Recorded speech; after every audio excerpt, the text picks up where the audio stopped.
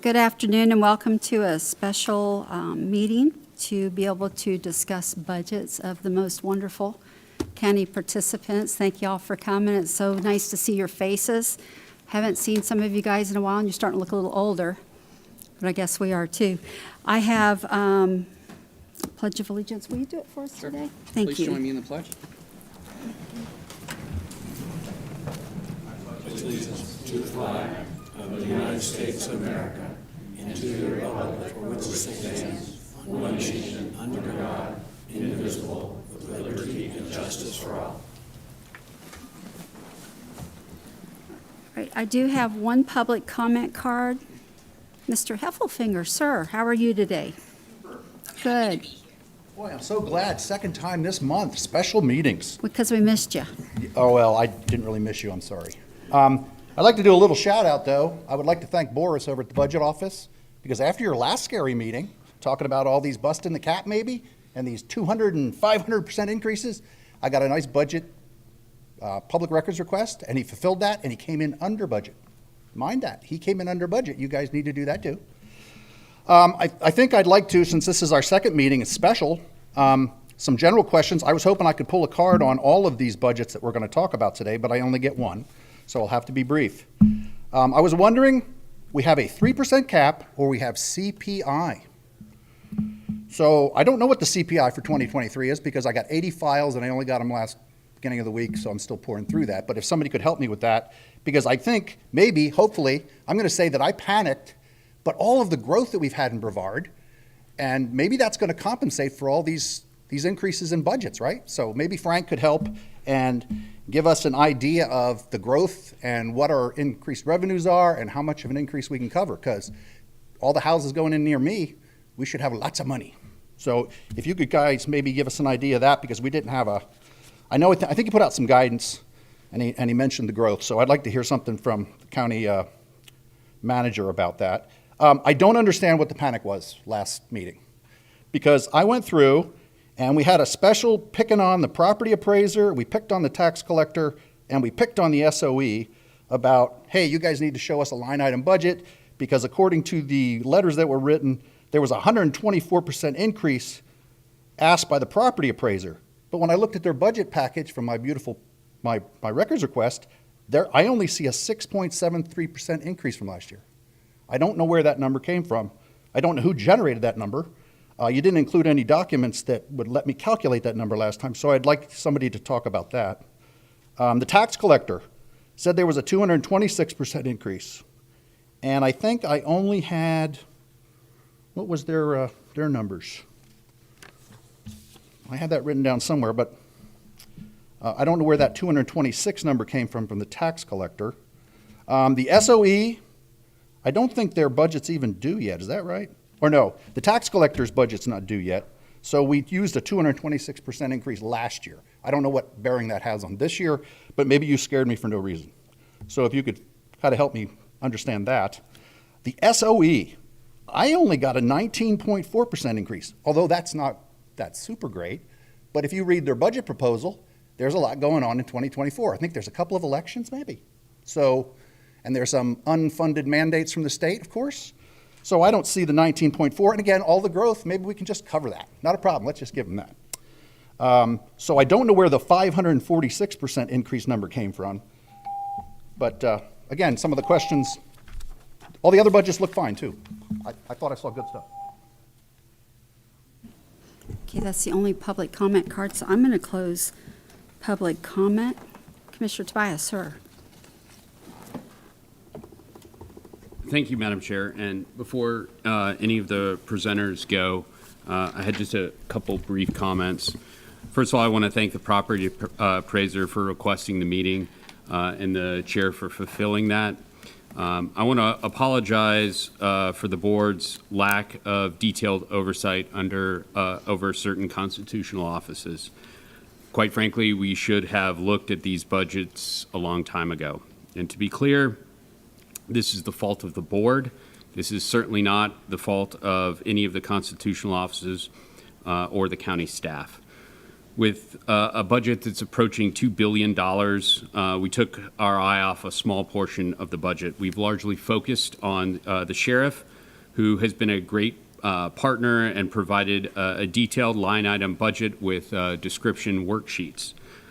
So I understand that certain constitutional officers may feel that this is intrusive, but as an elected official, I'm responsible to be a good steward of taxpayer money. I certainly look forward to collaborating and a good meeting which provides financial transparency and leads to a conservative budget.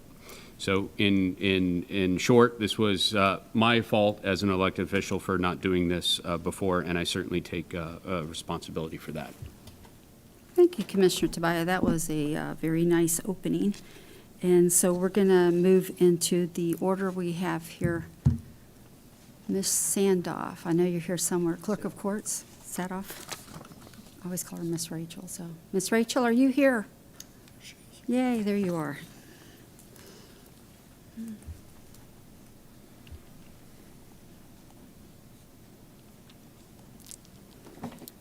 Thank you, ma'am, and welcome.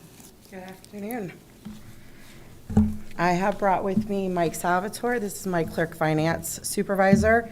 I've also brought my chief deputy and my inspector general, and they are sitting in the back. So we were not really sure. We had prepared our budget and submitted it, and so we are here to answer any questions that you might have for us. And if we're not prepared to answer questions, we will get those to you as soon as possible, since we don't really know what questions we're going to ask today. Thank you, ma'am. I don't have any questions for you today. Thank you for all the data you sent. And thank you for always taking calls when I do have questions. I appreciate it. Commissioner Tobias?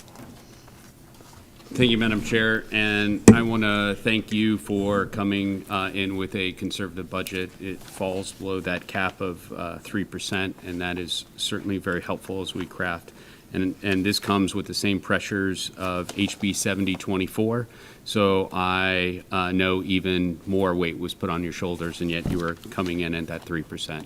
So thank you for leaving lines of communication open. Thank you for making our job easier by presenting us with that budget. Thank you, ma'am. Real quick, what did you come in at for an increase, a percent? I'm just curious. 3%? You mean for our Exactly overall? 3%? 3%. Okay, thank you, ma'am. Anything else? Thank you. You do a good job. Okay, thank you. Thank you, sir. We have the state attorney, Mr. Archer.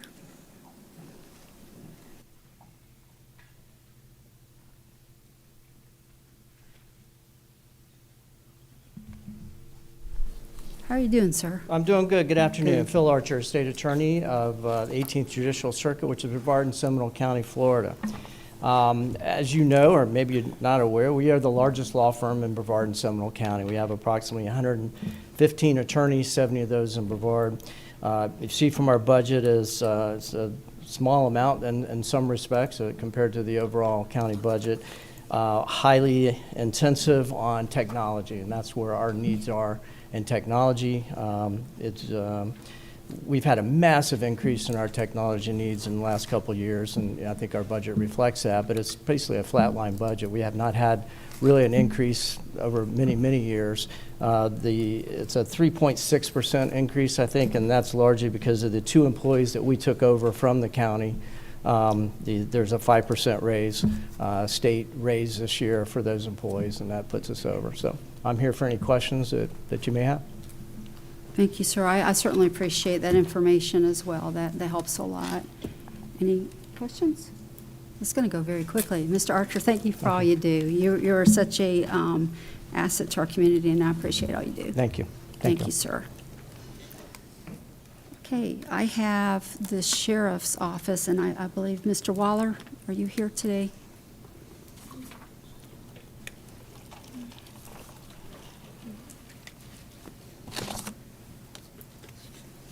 Good afternoon, Commissioners. How are you, sir? County Manager. Thank you for stepping in for Sheriff Ivey. It's hard. Yeah, it is Very hard. difficult job to do. First of all, thank you very much for the invite. Greatly appreciate the opportunity to answer any questions you may have. I want to take an opportunity to begin with and introduce our new CFO, Brett Carmen. He may look like he's 30, but he actually has a wealth of experience, and we are very excited to have him as part of our team.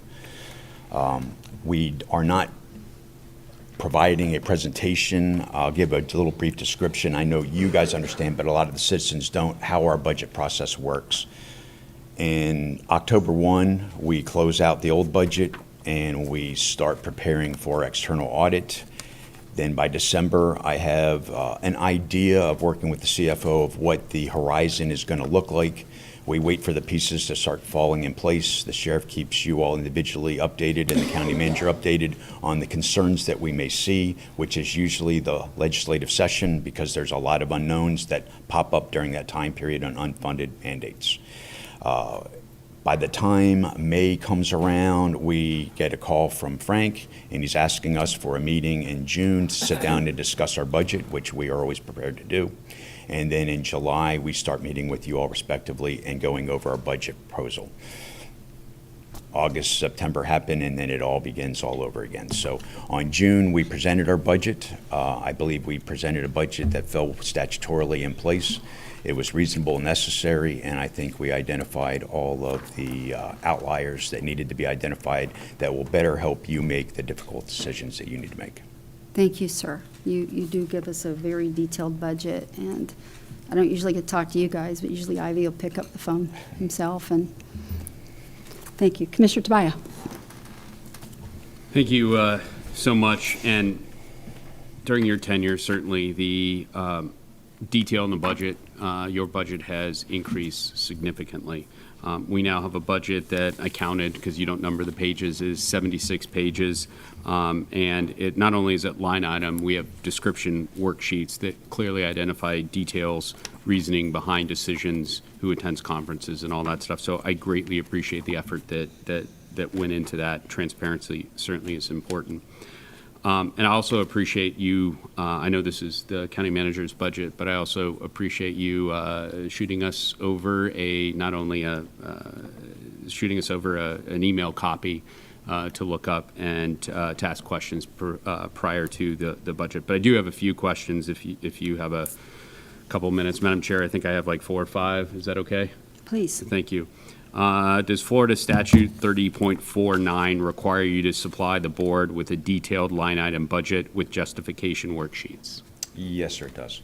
I believe we go well beyond what the statutory requirements are, but it does ask that we provide a reasonable and necessary budget to you guys in the different breakdowns and categories that we have: general law enforcement, jail, court services, and of course we have contractual services, and we also have animal services as well. Question 2, do you include comparisons from surrounding counties? I think Orange, Polk, Volusia, Seminole, and Osceola in your budget. Yes, sir, we do. Have you given projections for the next 3 years so the board has an opportunity to review ahead of time? Yes, sir, we do. Do you include a breakdown of travel costs consisting of events, location, and what personnel attend, and from what funding source it comes from? Not in my narrative, but in the details afterwards, we break those down and provide those. Correct, thanks.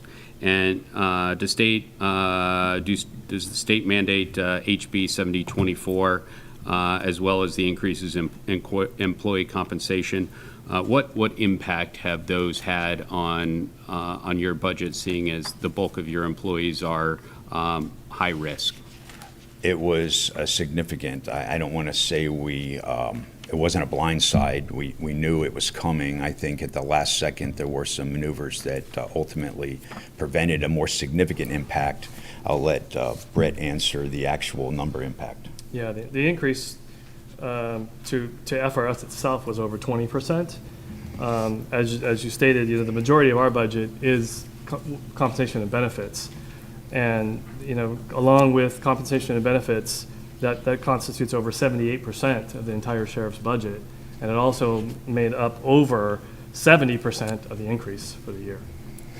And there is one impact, too, that we recognize that most others don't, and we have special risk, fire department, law enforcement, and I want to say that was a 23% to roughly 24% increase alone, just in the FRS numbers, not counting health, not counting work comp. So there were some significant outliers this year that really are impacting. One final question, Madam Chair. Was Mr. Pelham your CEO for about 6 years between the years 2013 and 2019? Yes, Greg Pelham was formerly our CFO, and then prior to Brett, Bill Spinelli was our CFO. Thank you. Commissioner Feltner. Undersheriff, thanks for being here today. Thanks, sir. You answered my question about FRS. I knew that was going to be a significant increase. We knew what the legislature was contemplating in this session, and I got to take a good tour of the jail. Hadn't been there since From the when outside, I didn't go through a court or anything, so I didn't start in booking. But we did get back there, and we got the real tour. Commander Fernez and staff took us. So looking at population of Brevard, I know we have a public safety group that's meeting now to try to deal with jailhouse population. In the future, what are big ticket items that are coming at us as Brevard County grows, specifically with the jail? I apologize, I didn't mean to cut you off. No. Two of our largest, I would say, impacts are the jail medical and jail food services. And, we're charged by the county commission to manage and run the county jail. And there are significant issues relating to personnel, being able to maintain, retain, hire, recruit, keep them employed in there. But the two biggest issues, and most of you all realized last year we got hit, I want to say in August, where they wanted to increase our rates for the two service contracts, which are the food and medical, and I'm talking about, I believe our budget had already been certified when they hit us and said we wanted to increase in excess of 20%. CPI is CPI. Our CPI is calculated at 3%, but in reality, when we're talking about medical care providers, we're talking about pharmaceuticals, we're talking about food service for 1,500 inmates on any given day, that is a large impact, and it is difficult to do multi-year contracts anymore because they want to come in and hit you mid-years for the emergency increases that they're incurring, and we're incurring them as well. So I would say the biggest things that you need to see on the horizon for the jail or be prepared for is our outlying contracts, service providing contracts. You don't anticipate another tent in the next few years? I would say as of right now, we don't have any intention on building another tent. We have some structural issues that have to be addressed within, but I don't believe we're going to have to do a jail expansion. Since you're here, let me ask one more question. We're talking about courthouse expansion at Vieira. We'll see how that plan develops. And I know that you take inmates to Titusville. We still have a circuit criminal judge there in Titusville. Might move to Vieira, maybe with the expansion. You're not taking inmates to Melbourne anymore, I think I understand, or want to get away from that. What does that do for the sheriff's office by consolidating it all in Vieira, or you continuing to have to take folks to Titusville? I would say in reality, if you're talking about just resource allocation, if there was one centralized location where we could keep either the clerk's office or the sheriff's office all in one spot, reality, that would be best case scenario. That may not be the best case scenario for our citizens who have to travel farther distances. If you were to close down a Titusville and a Melbourne courthouse, I haven't researched that, so I can't answer those questions. But I can say, if you're going to ask me a question, how does it impact us? It impacts us a lot to have resources there to provide security and resources to provide transportation to and from daily with the inmates. I think some of the thinking is with Melbourne, if you had hearing officers there and you're doing family and that sort of thing, maybe you don't need as many BCSO there. So, but I'm not lobbying for closing any courthouse. That is true, and I'm not either. Yeah. I'm just speaking to the question not being prepared for that one. And I'm looking at it for resource allocation. It would be easier to provide a service if I knew exactly what that service was and I could have resources allocated there. But we have to transport, and that is a lot of resources involved to move inmates back and forth securely and safely. You also have to, when someone is taken to the state and they're on appeal, you have to go transport them and bring them back, right? Yes, sir, and move them from other jails for extradition. It's very costly because we're charged with picking up inmates from across the country. So it could be another law enforcement agency that we're providing that service for. It's their actual charge, but once they're wanted, there's an extradition order, we are charged with going to find that person, or not locate that person, but transport them from that location to Brevard. All right, sir, thank you. We had a large need a while ago with you guys being able to hire more deputies. How's that going? Are you starting to catch up a little? Or, because I know compared to the population, Brevard County was very low on law enforcement compared to what you had to try to police, so. I can say that that's a nationwide crisis, Yeah. but it's very critical in Brevard. Is it? We are the one and only county, this is my moment to cry. We are the one and only county that has a charter cap provision, and if you look at our surrounding counties, they're all exceeding that by wide margins. So it's very difficult for us to compete with the salaries on two sides of a river. We have Blue Origin, SpaceX that are paying much more than we pay for our deputies. We have on the other side of the river, we have Orange, Osceola, UCF. I could keep going on, who all pay more. This once was a profession, it's now a job. When you're talking about a 20, 21, 22-year-old kid, they have an opportunity to make $10 more an hour. That means a lot to them. And it's difficult for us to be able to maintain our level of service when we are 50, 60, 70, 80, 90, 100 deputies short. And when you hire 5, you lose 3. When you hire 3, you lose 8. And it's a daily basis that I'm signing off on resignations to seek employment elsewhere. I recently just lost a CFO and a finance director who sought employment elsewhere for better opportunities. And it's really a difficult process when you're trying to compete with one arm tied behind your back. You guys have a big job. Thank you for all you do. I love that you have the MSTU, and I support it, giving you more at the time.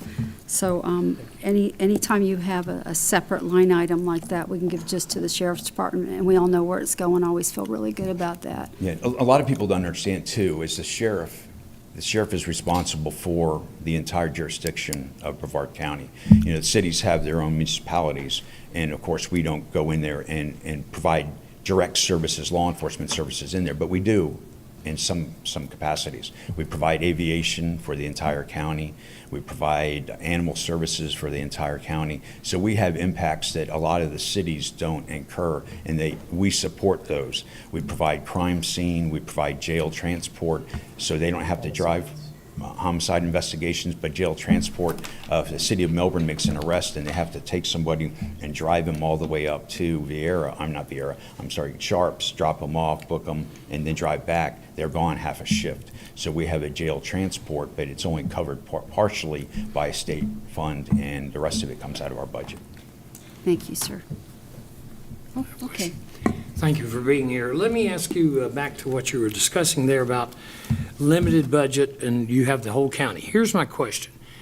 In counties surrounding Brevard that might have near the population, how do you rank as far as criminal activity and that you keep us safe? Is there a ranking that you have? I can only go by our UCR numbers, and I can tell you since Sheriff Ivey has come in office, we have dropped the uniform crime rate, reportable crimes, by 51% since 2012. With less money? With less money. So therefore, there's, 700,000 people in Brevard, something like that roughly? Yeah, not counting all the visitors that show up every day. Correct. Where would be a county around us that would be near to that number?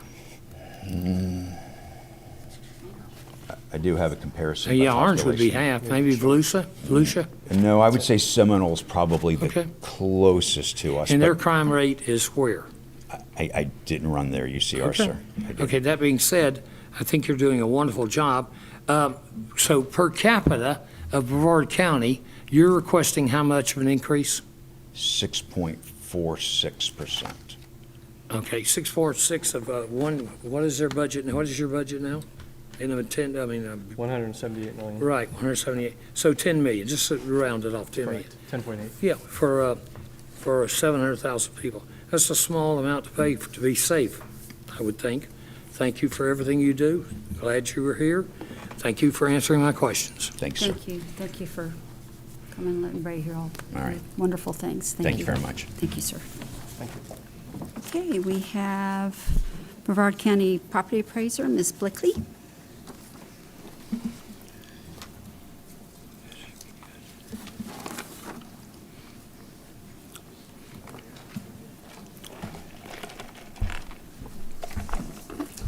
Thank you, Commissioners. Thank you, ma'am, for coming, and again, thank you for all you do. I appreciate you allowing us to be here today, even though I had to request you to schedule this meeting. I'd like to start out, number one, I want to say I appreciate you letting our sheriff talk for more than 15 minutes. It is very, very hard to talk about a constitutional office, the merits, the changes in our demand for services and all in 15 minutes. And ma'am, So let me put a pause just for you. You'll just have it on your own, and then after you're done, we'll ask questions. You have plenty of time, I'm that would sure. be wonderful. So, I yes, appreciate ma'am. it. Before we start in the presentation, would you mind if I approach the board and give them a couple of give it to printouts? Do you us. have those? I think Greg just, Okay. So the first thing I kind of want to bring up is the charter cap, because that's very confusing for folks. They don't quite understand what that means. When they hear there's a 3% charter cap, they just think that there's a 3% limitation on what you can do, right? Most folks don't understand that. So just to be more clear, I pulled this budget summary from your budget where you list your sources of revenues. And feel free, Frank, to correct me where I may misspeak here. The portion of the revenues of the $1.008 billion that you are projecting for 2023, the portion that's actually under the 3% cap is some number under $76 million, correct? Because only ad valorem tax revenues are subject to a 3% cap. So we know that there's some new construction revenues and some things in that 376 that may take that around somewhere around 300 million. Now I'm doing a real good guess estimate. Is that correct? So about 30% of the total revenues that you bring in to operate are actually subject to the 3% cap, correct? Charter cap, right? Would that be factually accurate? Somewhat? County Attorney, Frank, anybody? Frank? I believe so, ma'am, but if you would just finish, and then I'm going to have them come back in. Okay, I just don't want to I don't want to misspeak. take your time. Okay. If you do, I'm sure they'll get you at the end of it with it. So I appreciate it. I trust your knowledge, so. So I tried to make sure that I interpreted that correctly, so you've got a copy of the actual charter cap there with you. Okay. The other thing that I think is very, very important to discuss here is our separation of powers, right? The Florida Constitution is very, very explicit about the folks that set tax rates, that get to decide how much we pay as property owners and property taxes, is absolutely to have no undue influence over this office. So much so that the budget workshop book that all property appraisers use when they put their budgets together has a paragraph in there, and I'd like to read it to you. The budget process also serves as an important separation of power in local governments, so the entities which set millage rates, county governments, taxing authorities such as yourselves, do not have financial or budgetary influence over the entities that set the tax base by assessing property, i.e. the property appraiser. Now that's really, really important, right? Because we don't appraise property simply to make sure that you can cover all your priorities. We don't get to do projections. Like Commissioner Tobias mentioned with the Sheriff's Office, they do projections. We can't do projections because we don't get to determine how much values go up or what the demand for services are. We also don't get to decide, in order to meet the board's cap on the operating revenues that are subject to the cap, I can't independently decide I'm only going to do 3% more work than I did last year. For instance, I could say This year, to answer the gentleman's question, there was a 21% increase in new construction revenues and about a 13% increase in reappraisal, change in market value from last year to this year. Okay? Those are pretty big numbers. I don't think this board nor any other taxing authority wants me to say, you know what, I'm only going to go out there and pick up 3% more new construction than I did last year. That's all I have the resources for. Or I'm only going to go send my guys and gals out to 3% more properties than I did last year, no matter how many permits we have. Or I'm only going to take 3% more exemption applications than I did last year. You understand where I'm going? No more than the Supervisor of Elections can say, I'm only going to conduct 2 elections this year. Not 3, not 4, or whatever the statutes mandate, but I'm just going to decide so I can stay within the 3% cap. That doesn't apply to constitutional officers. We cannot dictate what the demand for services are. We have to follow the Constitution and complete our duties to the best of our ability, hopefully at the least cost to taxpayers. And that's what our job is.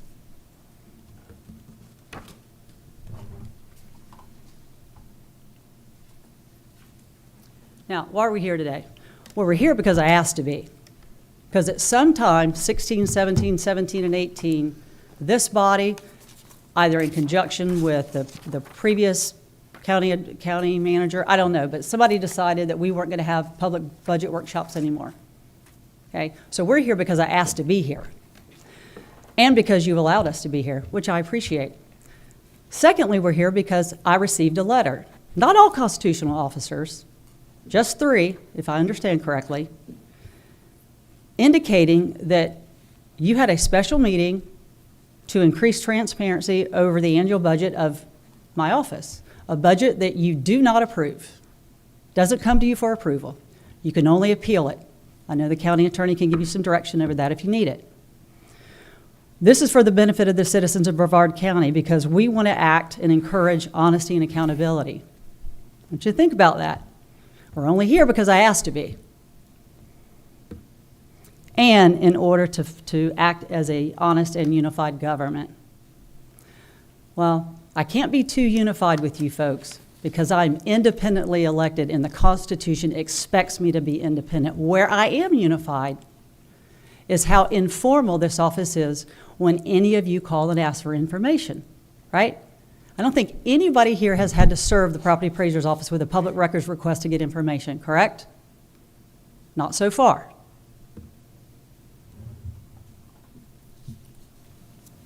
So I'd like to go over just a chronology so we can really see how we got to today. Please correct me if any of these dates are wrong. I did my best to build this based on the information that I received from your offices. On May the 30th, I presented you a copy of my budget. My budget is first. It always comes first. That makes sense, right?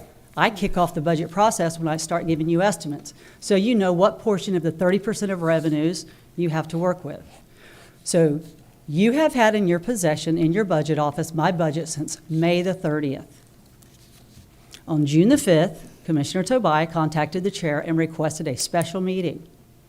Now, the special meeting was to discuss 3 of 5 constitutional budgets, if I have that correct. Only 3, correct? No, not that I know of. Okay. Well, we'll get to that. Okay. On the 6th, you guys scheduled the meeting, and it was published, an agenda was published. But the agenda, if you'll look in yellow, said that the purpose of the meeting was to provide the county manager with direction as he drafts the budget for FY 2023-24. That's pretty generic. You're right, Commissioner Pritchett. It doesn't say anything about any of the constitutionals. It never did. You'd have to dive into the attachments to find out that the special meeting was really only to discuss the budgets of 3 of the 5. Okay? Now, what I find really, really interesting, and actually Commissioner Tobias apologized about it earlier, and I appreciate that. On June the 7th, he actually asked the county manager for a copy of our budget. And on June 8th, he actually received it. So a special meeting was requested by him to you before he had even read our budget. One, he doesn't approve, he can only appeal, but he had no idea what was in there. On June the 12th, you guys held a meeting. And the meeting was only to discuss 3 of the 5, correct? Because the sheriff's budget, who Commissioner Tobias addressed, said it's A-OK. We don't need any additional information from the sheriff. We've got a 70-page submission. I've got no questions about his budget. When I look at his ranking per capita, it looks great, and I've got all the information I need. And I'm not questioning the sheriff's budget. He is independently elected, and I have to trust in his ability to properly fund and make sure he has enough resources to keep us safe. On June the 12th, you sent me the letter that we talked about. And in the letter, you indicated that you would like me to fill out a questionnaire. And if I refuse to do that, you would have the county attorney send me a public records request under 119. On June the 14th, Commissioner Feltner asked for our budget and received it. On June the 15th, Commissioner Pritchett asked for our budget and received it. So, other than John Tobias, no one had even bothered to ask for the property appraiser's budget, nor look at it or see it prior to agreeing that we should probably have a special meeting.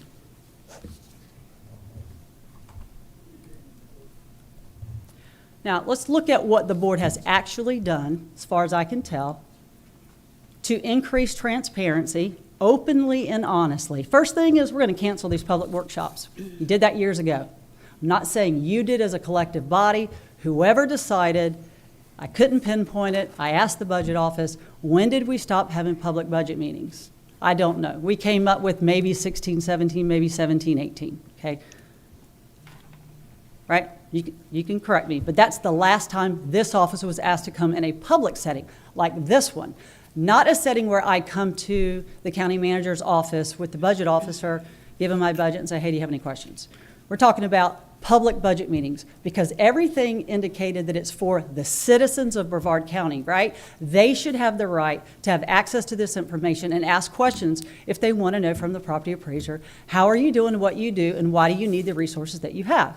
Absolutely fair question. Remember that you had a copy of my budget since the 30th. Didn't ask any questions, not a single email. And Commissioner Tobias, I'm still trying to go through the list of emails to find out if there's a single one that asks a question about our budget. I am happy to be wrong about that if you did ask a question and our office didn't respond to you, which is not the way we operate. I'm still looking through those. Most of the emails that I have from your officer are about Facebook, and I didn't realize we were receiving them. Next thing you did is you published an agenda. But again, the agenda didn't say anything about the fact that you were going to be asking constitutional officers, 3 of the 5, information about their budgets. You'd have to go into the attachments for that. The next thing you did, whether you intended to do it or not, is you strategically ensured with good probability that we weren't going to be present, right? We hadn't been invited to the meeting.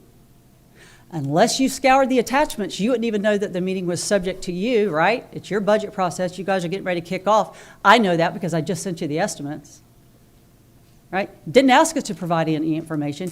Didn't send a questionnaire to our office saying, hey, I realize we don't approve your budget. I realize we had very limited authority over you, but I'd like you to answer these questions. I think the answers to these questions would really help us give our county manager funding priorities. So let's recap. At a meeting I wasn't asked to attend regarding a budget that I sent to you on the 30th, in which no questions were asked, no additional information was requested, regarding a budget questionnaire reportedly only developed by Commissioner Tobias, that had not been sent to me, didn't send it to me, didn't ask me to complete it. Chair Pritchett, if I counted correctly, you admonished us, 3 of the 5 of us, at least 7 times in the public record for not attending and answering some of these questions that it sure would have been nice if the public would have had access to that information.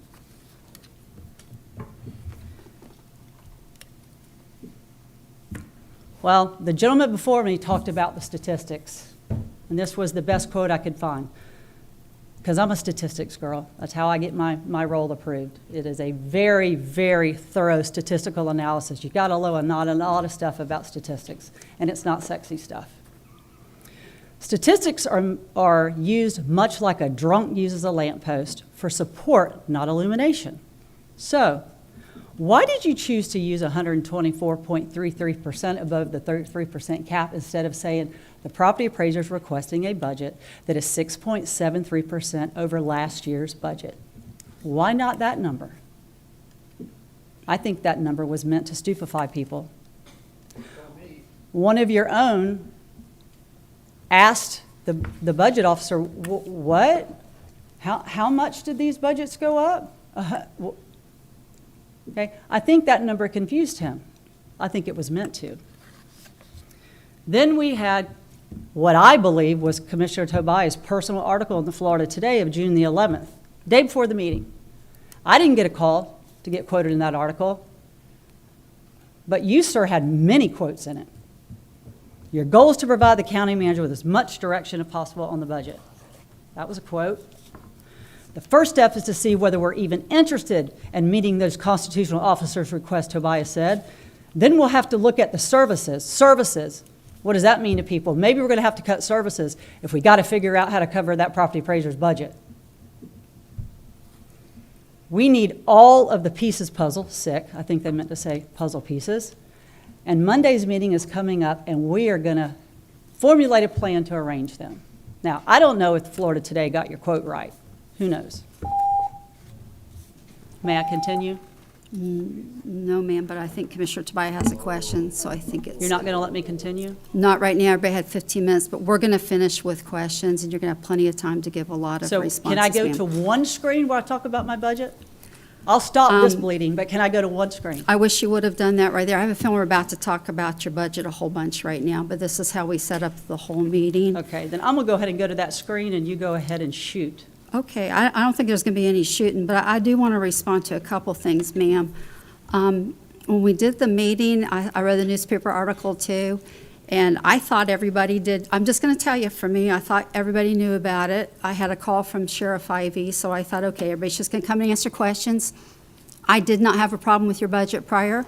I did see it in the county manager's office, although I didn't have a hard copy yet. But after all this noise started blowing up after, I thought, I'm going to look at it and find out why this is blowing up so big. So that's what I did.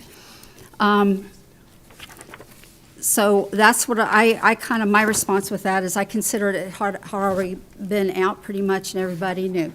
Never meant to insult you or any of the constitutional officers.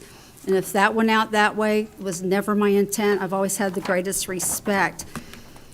As a commissioner up here, when they have questions, we just ask questions, and usually they're just answer it and we move along. I'm never going to stop anyone from wanting to ask questions. And I typically, they ask them, you answer them, and we're just off and running, and so it's all good that way. So as far as Commissioner Tobias having questions, I don't have problems with it. But as far as you guys maybe thinking that I was admonishing you, never my intent to do that. I just thought we'd be here, just talk about it and be done. And the place that this has gone to is a little bit interesting, so I don't know all this. I don't know if we're going to have other things coming up.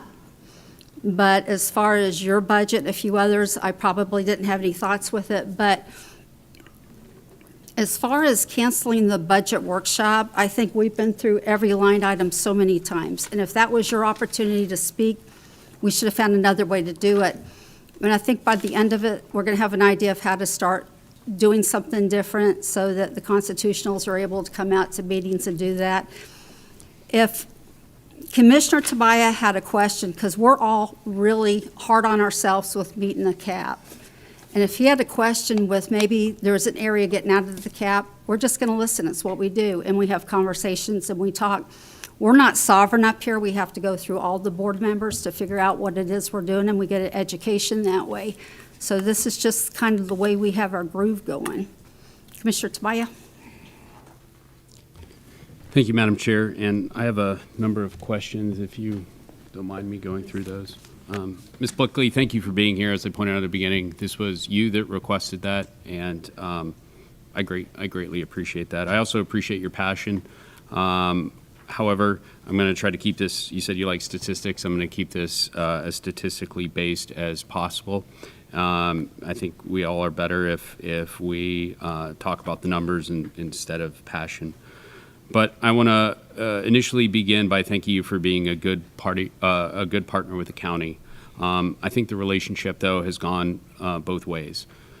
You came to my office a year ago, and I understand you probably came to other folks asking for $1.866 million in ARPA funds for updating GIS maps. And I think this board unanimously, or at least two folks up here voted for that. Yes, it was going to help the rest of the county, but you were the one that requested that, and we met that need. You typically have maintained a conservative budget requests aside from the last few years. 2021, 2022 was 5.15, 22-23 was 5.13, and 23-24 was 6.73. So those are the numbers we're dealing with, and I appreciate your timeline. I don't know that was the best use of the 15 minutes. But what that left off, everything up there, I don't have any, I'm not arguing with any of those numbers or any of those dates, but I will tell you, I did ask the budget office what the increase was prior to receiving that. I did not see the budget until, what's up there, but I did ask the increase, and when I heard multiple ones, that's when the request came. I thought it was unfair to request the budget prior to at least the chair seeing that. So if you were to add that to a timeline, I probably saw that or heard about that. I didn't see it. Heard about that a couple days before receiving that. So on to the questions here. And I want to thank your office. You've been helpful. In fact, I didn't even ask, and someone in your office forwarded something to me. So here, I That's the way we roll, John. Thank you. I have some. I'm going to reference some stuff. So it's fair. Very fair. This whole process has been very fair. You asked for this meeting, and again, I appreciate it. You referenced in an email on 6/13 the passage of 7024, resulting in an increase of insurance premiums. This was healthcare, FRS rates, workers' comp as being a large portion of the increase needed. This is something that property appraisers across the state are dealing with. Right. According to the Department of Revenue, the average budget request increase for all 67 counties is 4.6%. Okay. Your request is 46% more, and you like statistics, so I'll give that, than the average Florida property appraiser. According to the documents your office, again, so kindly provided, 8 counties are showing a decrease in their budget, and 11 counties are showing budgets below the 3%. So the question is, why is your increase 46% higher, according to Department of Revenue, than your peers who are dealing with the same mandates that you reference? Can I approach so I can answer that? Yes. I'm assuming you have eliminated all the fiscally constrained counties out of the 67 that receive sometimes up to a $2 million transfer from the state because they're fiscally constrained. So their budgets are augmented and supplemented with these figures. Do you have that, sir? Because we pointed you to the DOR to get that. Do you have Hold that? on just a minute. Can we turn on the screen so she can lay it out there so everybody can see it, so everybody can see your data? And please know I'm going to go through this exercise in the spirit of transparency, openly and honestly. But when I And asked professionally. Frank Abate for a copy of the analysis that I was going to have to defend today, I was told that John Tobias said I could do a public records request for that. Is that correct? Madam Chair, the document that I'm referencing is the one that your office provided me. No, sir, I provided you a link to all of the analyses and every statistic that the DOR published. Did you do your own analysis like your public records request to my peers indicated you were doing? I pulled the document that you provided. Okay, fair. Me. I just want to So know, that- out of so- all of those so to counties, be did you clear- exclude the fiscally constrained And counties in- that in the receive f- money? Madam Chair, Yeah, And Ms. they're- Blickley, you sent us some Excel sheets with these. We all got them at our office. Correct. Yes, we send you what's published by the DOR. Yes, And sir. it was that singular, Madam Chair, it was that singular document. I did look over the multiple documents, but it was that singular document. I didn't do any tabulations that I used the 46%. Now, the question still stands. Are you asking me if I can give you specificities of every budget that came in below mine and every budget that came in above mine? Or are you asking me while I fall above an average? Because let me tell you why I Madam can't Chair, I'll answer repeat the that. questions. I'm I'm sorry. trying to answer the question. Well, you asked what I was asking, and Right. again, I'll repeat it. Why is your increase 46% higher, according to DOR Mm-hmm. and documents that you provided my office, than your peers who are dealing with the same mandates that you mentioned in an email? We have the same mandates, we operate under the same constitution, but we certainly do not have all the same appraisal assignments. Let me give you an example. In the 10th largest county in the state of Florida, both in value, both in size, and in population, I think we're around 11th. We have some very difficult appraisal assignments. I'll give you for instance. Combined cycle power plants, right? Natural gas turbine, combined cycle. You ever appraise one of those puppies? That's a hard assignment.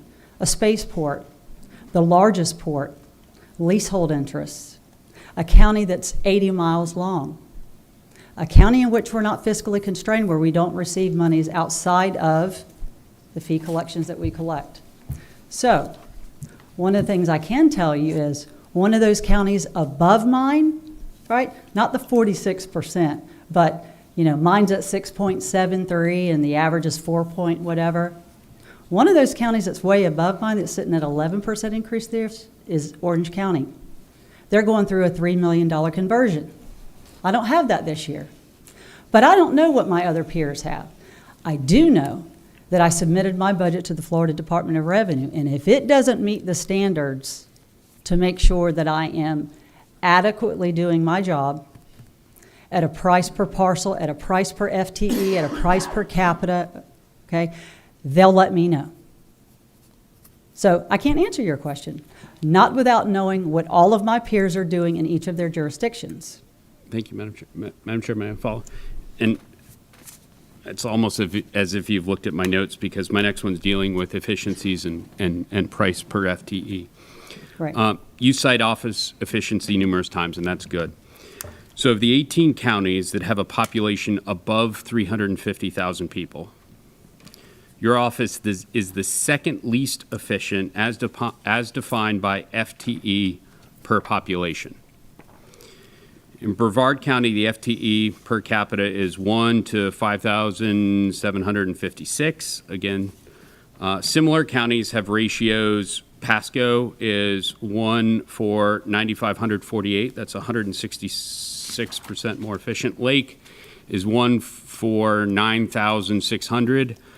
Seminole County, as mentioned, being very similar, is 1 per 10,000. Or 175% more efficient. Interestingly enough, Hillsborough County has 800, it's more than double, 892,000 more people than we have, and yet only 16 more employees than your office. In addition, according to the budget per capita for counties with more than 350,000 people in it, a metric used by the DOR, mind you, Brevard County Appraiser's Office is in the bottom half. So my question to you is, according to the DOR and the information that you provide, why is your office so much less efficient compared to other property appraiser offices? Well, that's kind of like, when did you stop beating your wife, isn't it? I don't know exactly what you're reading from, because your notes are in front of your eyes, okay? But I did attempt in my 15 minutes to give you some of the comparisons that are actually on the Florida Department of Revenue's website, the one that we sent you to.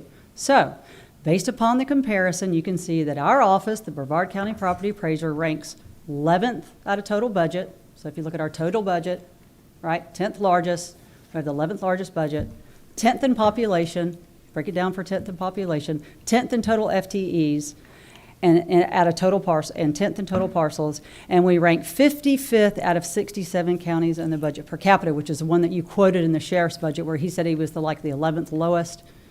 We're 55 out of 67. Now, those are some of the statistics that I pulled right off the same website that you're getting your statistics at. If you'd like to submit your analysis to us, we'll be happy to take a look at it. But to be honest with you, it matters none to me. What matters to me is that the Florida Department of Revenue ensures that we are doing an efficient job with the number of dollars that we request, with the size of the county that we have, with the number of the employees that we have, with the appraisal assignment that we have, to the best of our ability. Madam Chair? You got it. It's a great segue, and I appreciate that. Transparency does matter to me, and I imagine it matters to many constituents. So looking at your budget under vehicles, your 23-24 budget for vehicles and code level 4452 shows a sizable increase of 47.01%. According to the Bureau of Labor and Statistics CPI for all urban consumers data on leased cars and trucks from June 22 to May 23, June 22 of last year to May 23, leased vehicle rates increased by 11%. Can you explain why the increase for your office was 4 times that above the CPI? Sir, that's the new contract rate with Enterprise Fleet that we have for the 17 vehicles that we operate. Madam Chair? Oh, you've got the floor, sir. Thank you. And I appreciate that. As you're aware, questions were sent to your office 2 weeks ago. They have not been answered. So maybe had this stuff been there, we could have gone through, gotten a few of these correct. So let me go here. Your proposed budget only has one line item for vehicle expenditures, and that's $122,670. You answered the first one, how many vehicles, which is 17. What are the make, models, years through that contract? 2019, 2020, 2021 Nissan Rogues, and one 2022 Nissan Titan truck for our ag person. Okay, thank you. What, do you mind if I ask, what's the total budget that you show for our fleet? Do you have that, John? Madam Chair? The total cost of the fleet? Commissioner One- Tobias, you're still on, sir. 122,670. 122,000, is that for the total fleet? 670. Thank you. Follow-up, were your vehicles procured through a state contract? No, sir. They're lease vehicles through the lease agreement on the state contract with Enterprise Fleet. So is that, I'm sorry, is that a yes or no? I apologize. I don't own any. I think he said. I don't own any vehicles, they're leased. Were they leased through a state contract? They are leased to a state contract. Okay, thank you. And one final one on vehicles. Again, this is not in your budget. There's one line item that says 4452 and then has that number and then has the increase. Does your office use any of these approved vehicles as take-home vehicles? Yes, Thank you. 2. Thank you. Would you like to know the people? I mean, I'm not going to give you their names unless you public records me requests for them. But it's the 2 investigators that do homestead investigations for folks that might be committing fraud. 2 this year, 2 last year, 2 the year before. Not quite sure where you're going to find some funding priorities out of that, but there's 2. Thank you. Madam Chair, over the last 4 years, your office has budgeted a total of $164,995 in travel. This is exceedingly high compared to the records that were received from other public record requests from other property appraiser submissions. Outside of travel required by Florida Statute 112.061, what conferences have you or your office attended at taxpayer expense? Let me just give him thank you for asking those questions today. I appreciate if I get to finish my presentation when we're done. But let me find where we give you the breakdown of the 31,000, what's the total? $31,292. $31,292 is what our total travel budget is. Maybe you can find some funding priorities for your county manager. So let me give you those questionnaires. 164,000 is over 4 years. So the 164,000 was over 4 years. Is that what you did? 4 years, 5 years? And as I said, and you can watch the tape, it says over the past 4 years, your office has budgeted $164,995 in travel. Thank you. So over 4 years, that's my number? That's pretty good.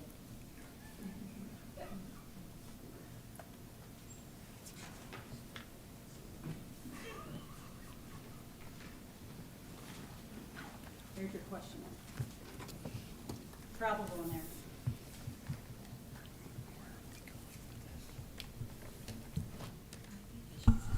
Can I go back and answer your question about which conferences? If you're interested. It's in there, but I'll be happy to discuss it. If you provided us with that, that's sufficient. This is the first time we're seeing that. Okay. And if not, we'll get to this in a minute, but I appreciate It's the first time it's been getting- asked in a decade since I've been property appraiser, but there it is. We'll get there in a minute, and I appreciate your pointing that out. On contracted employees, again, another line item. I don't have any. Did you allocate any additional legal resources for the Malabar Sanctuary Value Adjustment Board issue? Almost 35,000 that I'm going to be asking the board to return to me, because I still believe that the Board of County Commissioners is not, or the county, is not a bona fide commercial timber operator. So yes, I spent $35,000 keeping you, sir, from being plaintiff, judge, and jury in a process. Madam Chair? Yeah, think you know the what? question is Hold on answered. just a minute. We're going to keep this professional. Yeah. I don't want to get personal. I I'm don't want. answering the question, Hold ma'am. on. He No. asked me if I expended any I'm going to revenues. finish my sentence. Okay. I don't want to hear about who's with their wife or what. We're just going to stay on the topic. I'm just not going to get into all this drama. You're doing good answering your questions. It's all good with me, but I'm just not doing that today. I'm too old. Sir, go ahead. The follow-up is, were you statutorily mandated to do that? Absolutely not. Okay. That saves the next question. Did you put that contract out for the legal services, whether it was extra and above or whether it was retained, out for an RFP or an RFQ? I did not. I absorbed those in the legal budget that I have on an annual basis for handling all legal issues for the property appraiser. Valuation cases, exemption cases, personnel issues, and dealing with the Malabar Scrub Jay debacle. Super. How did you select your legal counsel? I use the one that I have, that I've had since I became property appraiser. Well, that's I not- fired the one that the previous appraiser had, and I hired my own. And the question was how, and if you don't want to answer, that's fine. How did you select that attorney? I don't know that that's germane here. We're Okay, trying to that's stay fine. professional, That's sir. fine. Mike, okay. Does it concern you that the attorney you hired, Ms. Trizia Everson, according to her CV posted on her website, tgelaw.com, is the woke founder of, quote, Your Diversity University, who, quote, trains thousands of much-needed common sense diversity and inclusion training? Does that bother? Madam Chair, if you're going to allow him to attack my attorney and Madam say Chair, that this she's is woke, on her web- rather this is on than her let me website. finish my budget presentation that honestly is just for the citizens of Brevard County, I'm going to be done here unless you have questions about my budget and the $691,000 of increases. Enough, John. Let's stick to the budget. And ma'am, you're welcome to answer questions and ask them on this as we're going through this routine. But we are trying to just get through these questions, and it's hard to deal with you when you're just angry about everything. So no, if you're going to do that, please don't Madam do Chair, that. No, wait a second, I'll wait a move second, on- I'll wait a move on second, from wait a this line. second. We're just trying to get through this the best that we can, and you know what, guys, let's just do this, answer the questions, just get the data. It's all public record anyways, and we're just going to get through it and get done.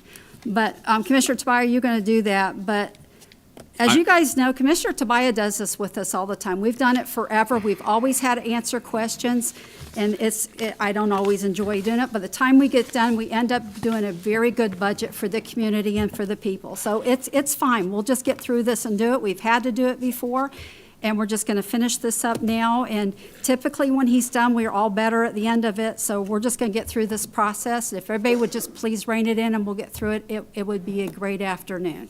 Madam Chair, can Other- I just ask one question? Yes, ma'am. Would it be possible to spend just a little bit of time, just for the benefit of the men and women that work for me so hard every single year, for the board to get through some semblance of a question that relates to the budget request that we're asking for this year? Ma'am, I would have loved it if you would have started with that. You probably would have sat down and we would have just been done. So I don't know where to bring this in at. There's some things going on. You kind of, anyways, Commissioner Tobias, if you would finish with your budget questions. Thank you, and I apologize. I will stick to, I'm going to focus in on statute, and in fact, it's kind of ironic because I'm going to focus in on some of the statute that you have cited already, and I appreciate you saying that you're interested in following the Constitution. So my question is are you familiar, and I think you've made reference to this, to the Department of Revenue's Property Appraiser's Instruction Workbook for 23-24 budget Yes. request? Thanks. Did you submit to DOR with your budget justification worksheets detailing expenses including but not limited to pertinent positions, vacancies, contracts, travel, postage, education, certification, vehicles, and data processing? Yes. It's good. I flipped through it, and page 33 through 62, I found at least 10 times where it says they were mandated, so I greatly appreciate you doing that. And I greatly appreciate you asking. Okay. And it gets to the statute that you, so you may want to look at it. And I know you're familiar, so I won't even go over the number, but it's for the board's information, that statute that you cited, quote, and again, it's 195.0871A, it's in front of you.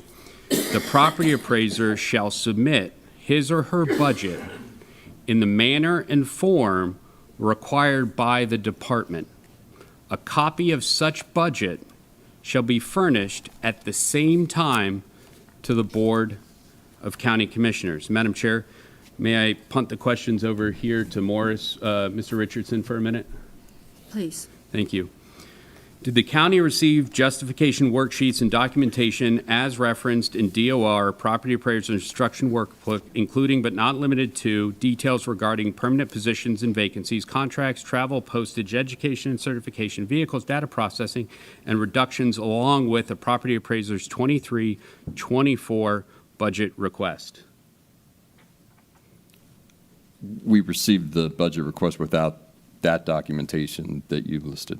So we did not receive that documentation. Okay, I'll ask you. Did the county receive these documents, those extra documents, with the 22-23 budget request? Not to my knowledge. I wasn't here. I checked with budget, and the submission last year seemed to be the same as the submission this year. I'll go 1 year back. Did the county receive those documents along with the property appraiser's 21-22 budget request? I don't believe so. Okay. Morris, sorry, if the Department of Revenue received these documents, as the property appraiser has stated that she did, and we'll take her at her word, do you believe the property appraiser is in conflict with Florida Statute 195.087, Section 1A? If those were provided to the Department of Revenue, they should be provided to the county, a copy, at the same time. For the record, many other property appraisers provided this information to the office voluntarily. The question, If they were asked. the question to you, in your emails, you claim that you, quote, strive for continued effort of increasing transparency, openness, and honesty. If this were true, why would you intentionally choose not to provide the information to the Board of County Commissioners and violate state statute? Well, first off, I don't believe that we violated state statutes. We provide schedules to you that I think are prescribed by law. If we have failed to give you schedules that are required to send to you, for which you've never asked and never asked a question about, then I'll go back and do that research.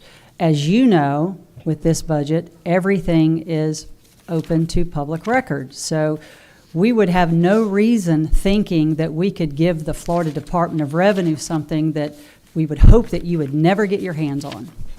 However, It may be that since you never ask a single solitary question, it's not additional information that supports the schedules that we give to the county manager that he's ever even asked for. Madam Chair, and sorry, one more for Morris here.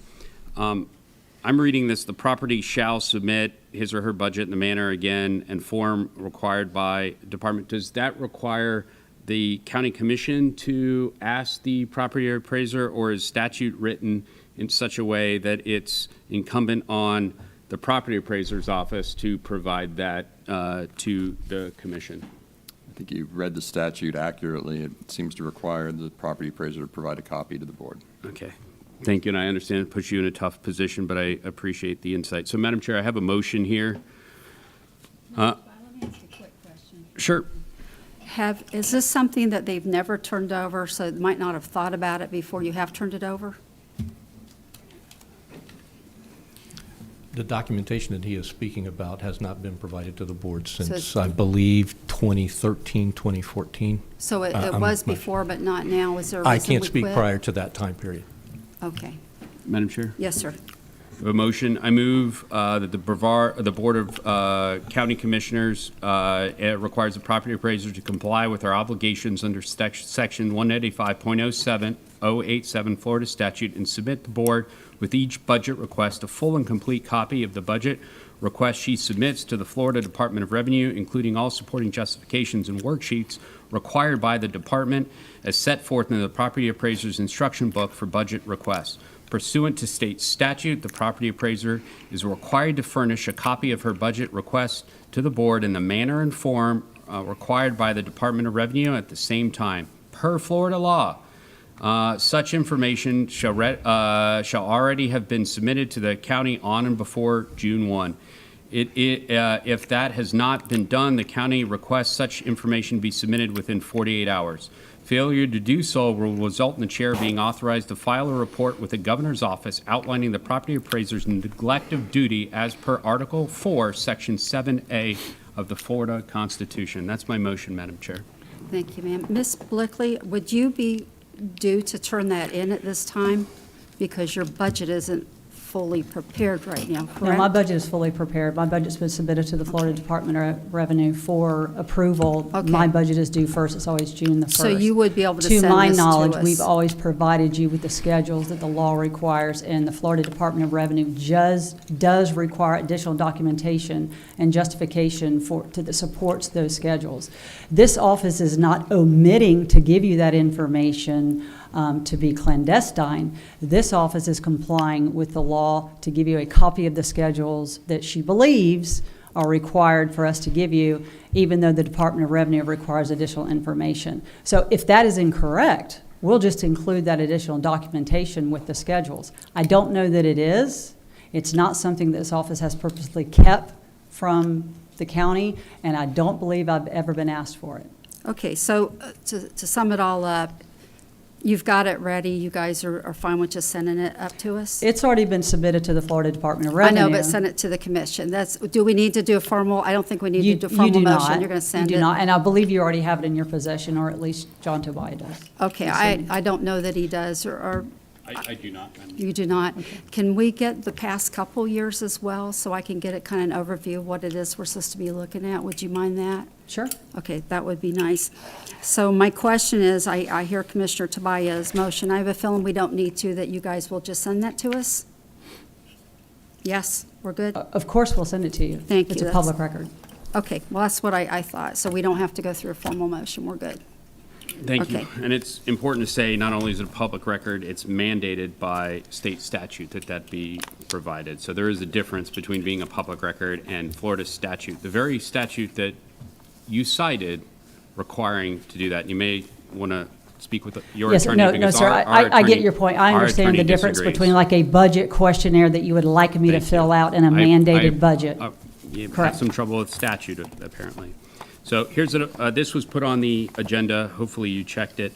According to AO 26, Bill Folder, BCC 25 procurement, the Board of Commissioners chose in an effort to increase transparency to submit are purchases of materials and/or services for the acknowledgement into the bill folder for each commission meeting.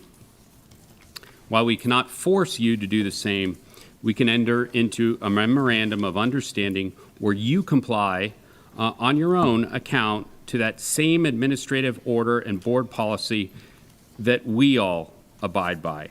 This would be at no additional cost. This would provide increased transparency. Again, I understand that this is a public record, but one has to file a public record. There's fees for public record. Getting it on the agenda is absolutely free. So the question is this. In the spirit of transparency, would you be willing to rise to the same level of transparency and honesty that this Board of County Commission currently maintains? Before I answer that, are you asking for a memorandum of understanding? I see it on the agenda. Are you asking for that for all constitutional officers, or just me and the supervisor? I'm curious. Is that for all constitutional officers you would like us to enter into an MOU? Madam Chair? Well, your office specifically, as you're the only one we caught not following state statute. That's your interpretation, sir. No, that's not my, I'm not an attorney. I would never interpret state statute. That is this attorney right here's interpretation of state statute. But you're above the 3%. You provide a budget to this board that does not meet statutory minimums. So my question is to you, will you provide that level of transparency that we all abide by? Again, this is voluntary. If you don't want to meet that level, you absolutely do not need to. Right, that's another when you stop beating your wife question. The answer is absolutely not. I'm not doing that. Okay, the answer is absolutely not. And not because this office doesn't want to be transparent. It's because, and I am also not an officer of the court, Commissioner, but I believe entering into such an agreement would violate several things. I believe it would violate potentially what's coming up down the pike, House Bill 1373. I believe it would violate the county charter. I believe it would violate the separation of duties enumerated in the Constitution. So it is very, very, very important that this independently elected constitutional officer never into an agreement where there is undue influence from a taxing authority, the person who sets a tax rate, over the person that establishes the other side of the property tax equation, the value. So no, sir, for that reason, I absolutely will not. Madam Chair? Let me let Commissioner Feltner jump in, and you're right back, sir. You trying to put your light on? Yeah. Oh, I'm sorry. Thank you, baby. Thank you, Madam Chair. The property appraiser's point is well taken, and if we're going to ask this, I think it should be of the 5 constitutional officers.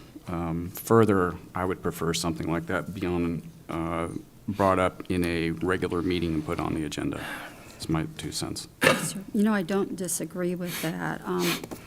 We started doing it a while ago because it was hard for people to do public records, so we just put it on there. Of course, it's whatever y'all want to do. So everything we spend individually, not necessarily our whole office, like if my staff gets reimbursed for mileage, we don't put it on there, but everything I do personal, we just put out there, and it just helps solve a lot of problems. We brought it up to solve a problem that we had that we were dealing with up here. So anyways, it's not necessarily a bad thing, but again, it's whatever people can find a way to do or whatever. Mr. Goodson, sir? Thank you. Thank you for coming. I'm sorry you're going through this. I think I have a good way to solve this. If you would agree to a public hanging, we could take you outside. And the other 3 that are being opposed are, I find this so unusual we're doing this, Commissioner, and don't know where you're going. If you know anything about Tallahassee, if you did this, all of them would be locked up. I don't think you intentionally did anything wrong. I think you're doing your best to run your organization, and thank you for what you do. But if you want to submit to a public hanging, I think we can set it up. No, sir, I'm not willing to do that, and this really isn't about me. I mean, I ran for office against, it was a pretty treacherous campaign, but the men and the women that work in the property appraiser's office, they don't deserve this. They deserve more respect than this, okay? This office has never, ever in the decade that I've had my name on the door and the other 30 years that I spent in this office, it has never been impossible to get information out of the property appraiser's office in the time that I've been the elected official.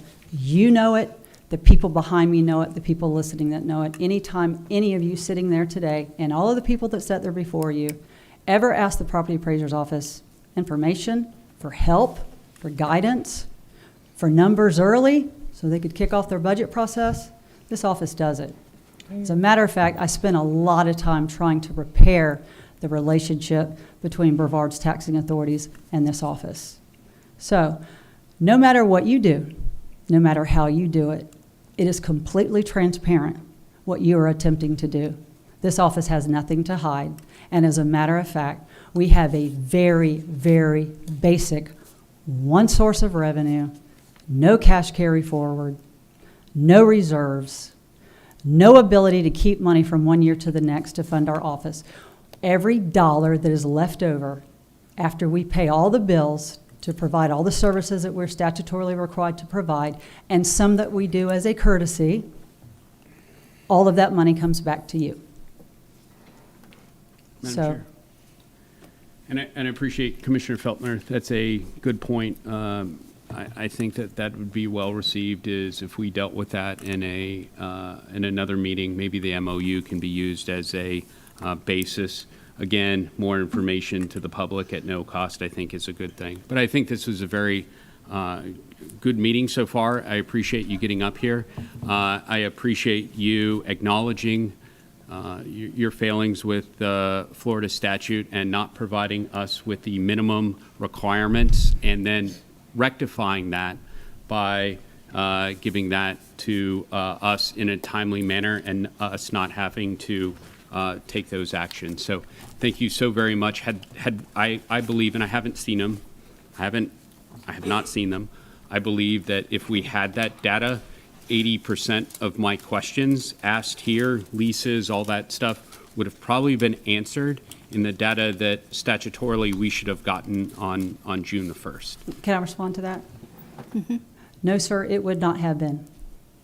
So I'm going to get you the justification forms, the other supporting documentation for the schedules that we give to the Florida Department of Revenue. I'm still not sure those are a requirement, although there's not a problem for them to be omitted. We don't have pockets of monies in our charts of accounts where we can hide dollars. I can assure you that justification has to be had. However, you go back to your questions, you ask about travel, mailings, who we mail, how much it costs, breaking it out for each piece, and the cost of postage. I guess postage has only gone up for the property appraiser. You want to know if these mailings are done statutorily before I just decide I'm going to send a bunch of mail. You want to know about vehicles. Most of this was NA. I have 2 people that have take-home vehicles, and yes, they're subject to federal income tax for that. Don't have any capital expenses. That was an NA. Don't own any vehicles. Everything's under the lease. The lease is in the budget that you do have. No outside contracts. Procurement, use the same policies as you do when we procure something. Number 6, after the BOCC approves your budget, well, you don't, so that wasn't applicable. Wage increases, we follow your model or the state. That's what's prescribed by law. Employee benefits, nope, only deferred comp. Contract employees, none. So none of the information contained in this questionnaire that you held a special meeting over would have helped you in determining any of the increases in the budget for this year that unfortunately we didn't get to cover. The 5% salary increases, it's $280,000 based on your model. Now, mind you, I don't put that in a budget amendment, which I could do. That's what the previous property appraiser did every year, right? Because my budget's due first. You guys haven't adopted what you're going to do, or maybe the state hasn't adopted what they're going to do. So in order to be transparent, open, and honestly, I include in my original budget request the monies that may be expended for salary increases. So that's in there. $103,000 for health insurance, $174,000 for the FRS increases, the workman's comp insurance liability increases in the leases that we just told you about, and the maintenance cost and postage.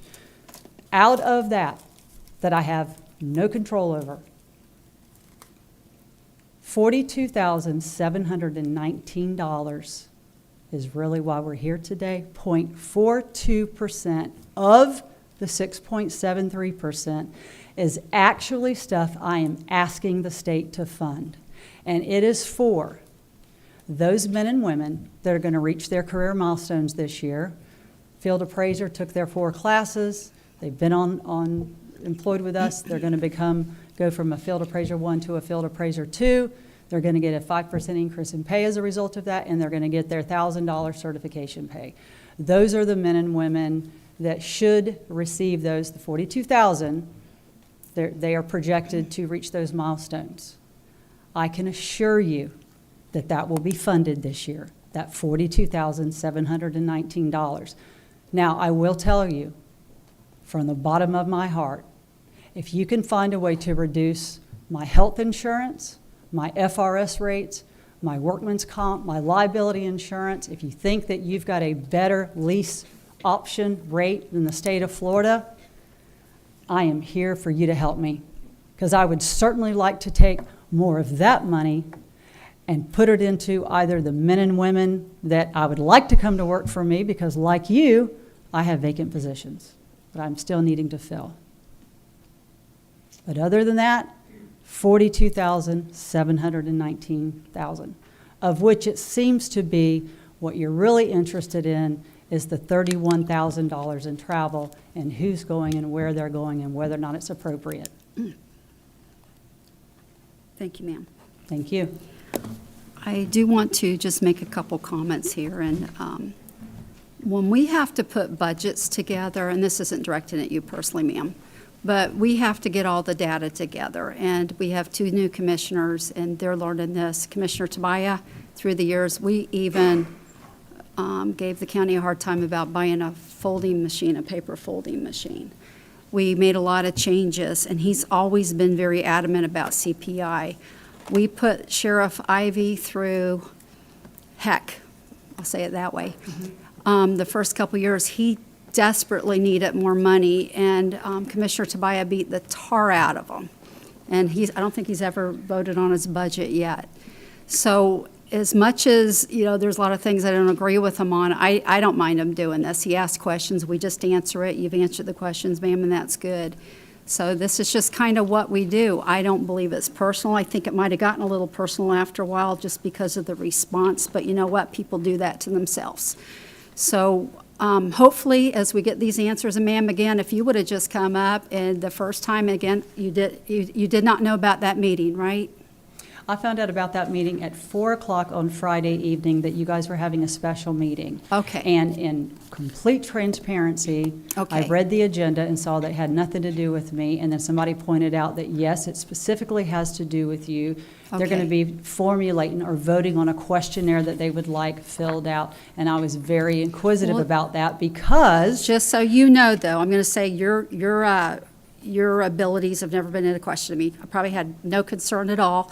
But again, if a commissioner wants to ask questions, it just doesn't faze me that much. So again, if anybody felt like I was doing something to, what's the word I'm looking for, insult their integrity, farthest thing from my mind.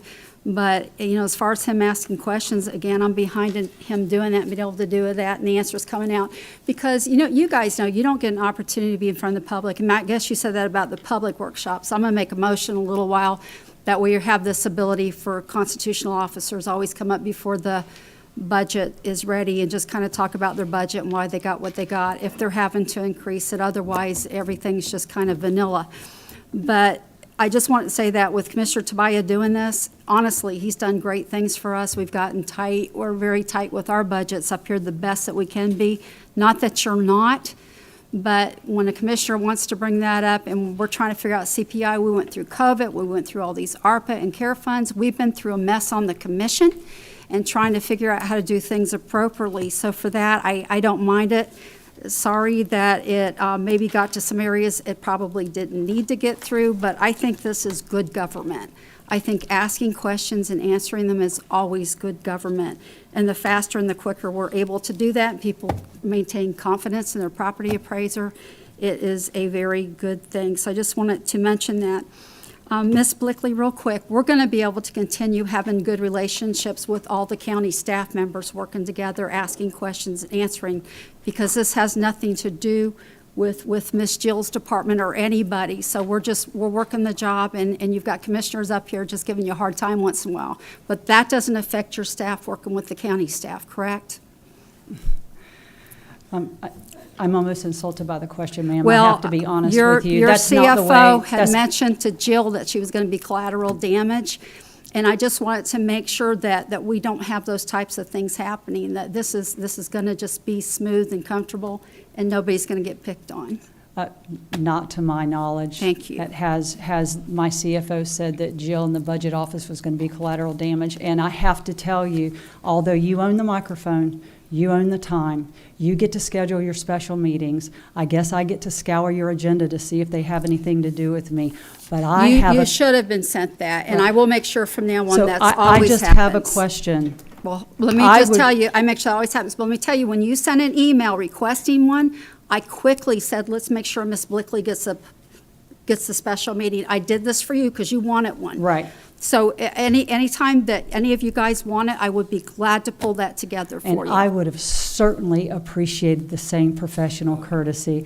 I would have certainly appreciated that if John Tobiah had a single question about a single budget that I have ever submitted to the Florida Department of Revenue for approval in the 7 or 8 years that he's been a commissioner, that he would have either emailed and said, hey, Dana, I got a couple questions. Can you tell me about your travel? Can you tell me how many take-home vehicles you have? Can you tell me if the mailings that you're sending out are statutorily required, or are you just choosing to do them? Can you tell me how many have your face and your Well, name on them? I think with That the I questions, certainly, he kinda was going to send them out to everybody. right, I don't know why it took a special meeting. I- Do y'all require a special meeting Well, for listen, anybody to sometimes- send us a questionnaire? Is that what's It would required in have- this county? It would have to be approved by the board if we're sending it out as a commission, for sure.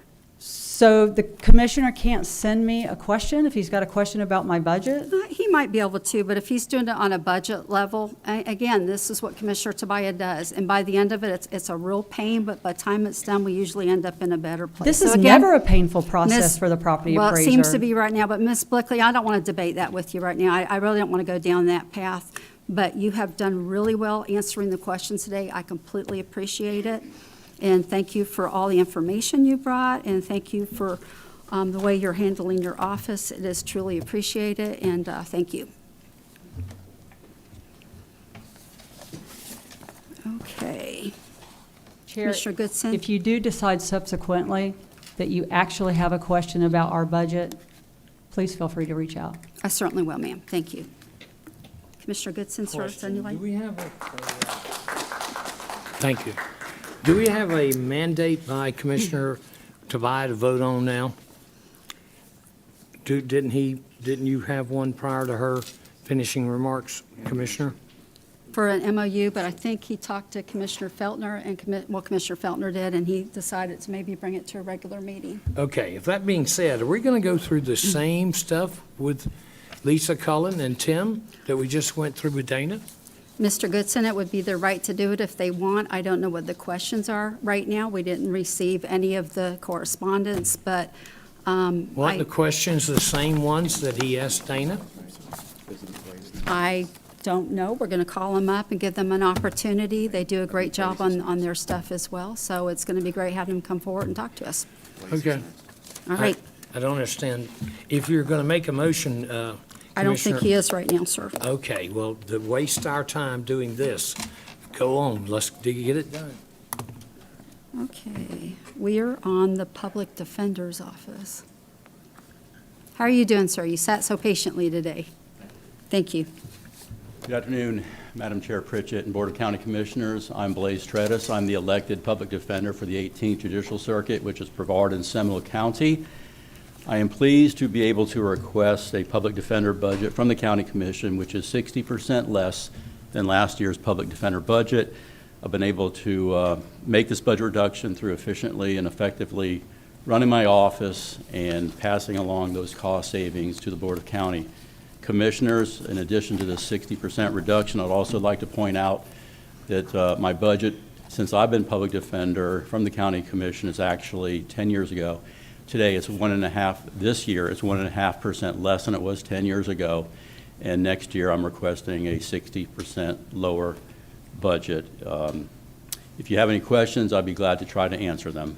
How are you doing that? It really, I think the main reason is in 2015, I negotiated an agreement with the County Commission to move a couple of county employees who worked in my office to state employment, and the county commissioners at that point, through the budget process, basically paid the salaries of those employees, but they were not county employees anymore. And that allowed me to basically subsume them in my office, and then whatever cost savings I've been able to achieve in the public defender's office, which has been pretty substantial through a reduction in the number of employees of about 7% since I've been in office, I've been able to just pass along those savings to the county commission. Thank you. Commissioner Feltner, are you trying to push a button? Go ahead. Let him go. Okay, Commissioner Tobias. Mr. Tredis, thank you. Please disregard everything you heard. I'm trying to keep it below the 3% cap, and here you haven't even shown a positive budget. You've reduced your budget, as you've just said. So again, I don't know how it was done.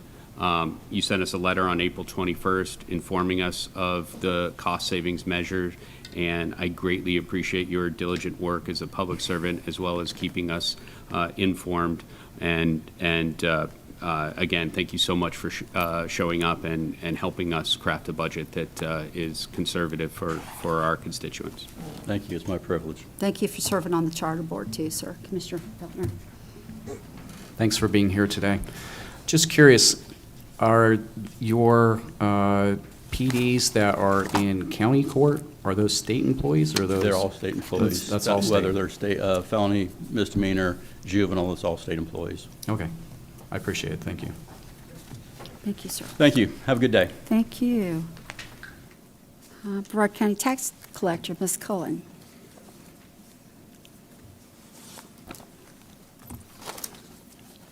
Let me start out with thank you for all you do as well. Certainly appreciate all the work you do, and Thank you. you. I just wanted to talk a little bit about how the tax collector's office budget is funded and how it specifically affects the board. We are a fee office in Brevard County, and we operate on the fees we collect based on the services we provide. The fees for those services are statutorily set by the legislature. The Board of County Commissioners pays the statutory fee for the collection of real and tangible personal property taxes, 2.25% for the collection of tourist development taxes, and I issue business tax receipts at cost. As your tax collector, I set no millages or fees. The tax collector's office must earn what it spends by completing those transactions and earning those associated fees. Expenses are justified to the Department of Revenue for approval prior to expenditure. The Department of Revenue looks to ensure the tax collector's office budget is adequate but not excessive. And I can tell you, if you have a question about how they look at the tax collector's budget, call them. In my years as tax collector, we have developed a wonderful relationship with them. And in fact, if we don't know how to handle something, we call them and talk through it. At the end of the fiscal year, I have always had unused fees. Those unused fees are distributed to the taxing authorities proportionate to what they paid my office. I have no carry forward. I have no long-term investments. Everything resets to zero October 1 as that new fiscal year begins. A true zero-based operation. What I am not going to do is cut the state services that I provide. on behalf of numerous state agencies to increase unused fees.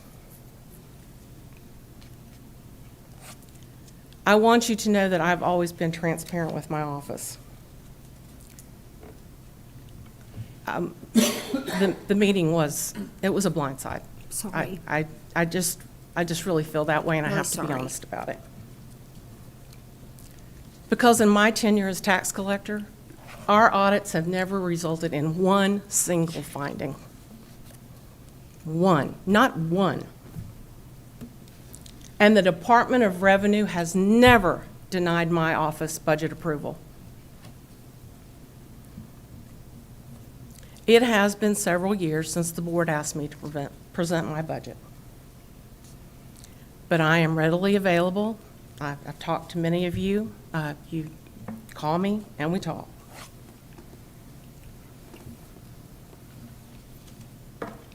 So I would like to address the last two fiscal budget years.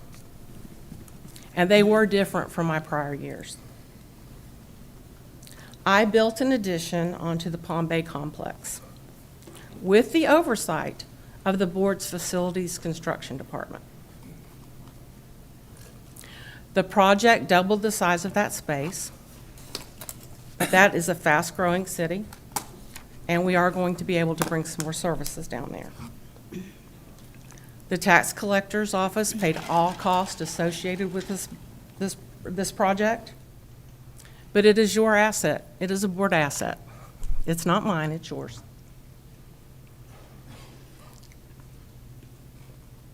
And it was paid for solely with those fees generated by my office. There was no other funding. And since the Palm Bay office will be completed in this budget year, the budget I submit for 23-24 will actually show a decrease.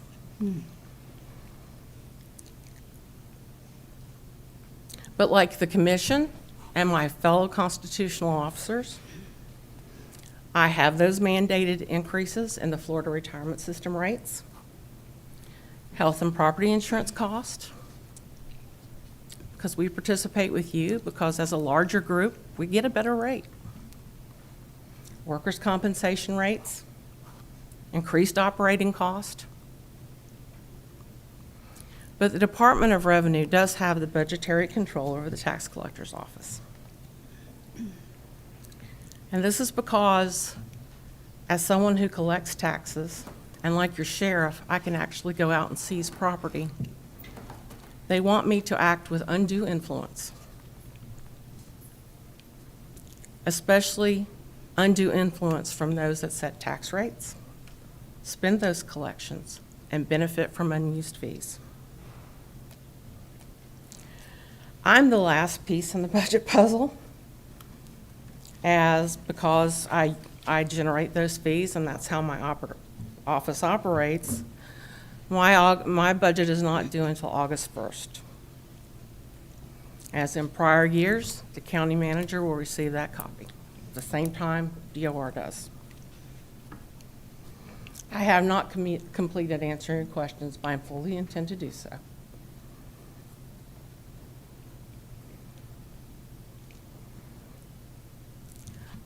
I did feel like you admonished us for not being here. I did not know about the meeting till late on Friday either.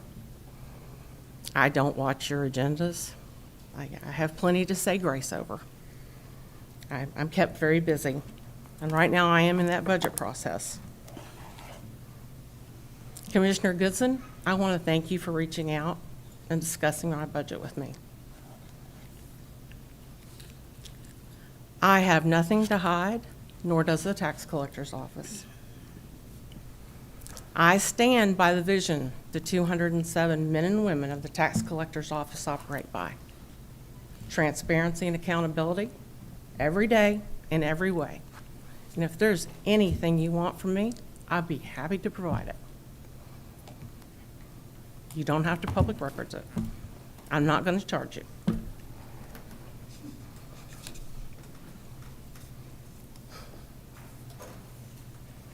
Trying to push button. Thank you, Ms. Cullen, for coming here, and thank you for coming to us, and it's because of statute and the reasons that you mentioned, that we don't get your budget till much later. And we looked at the previous budget, and that's where we came up with those numbers. But what I want to do and specifically point you out is, thank you for picking up the phone and calling me personally and going over these. I know I had reached out and there had been a little bit of a cross, but you got back with me. You explained the situation, and I can't tell you how much that meant. And when you said, you know, we haven't completed the budget, but we're going to come in at or below 3%. It's gonna be a decrease. That is it's as good as gold to me, and I tried to, because I feel partially responsible, but unfortunately, since it was board action, I did not have the authority.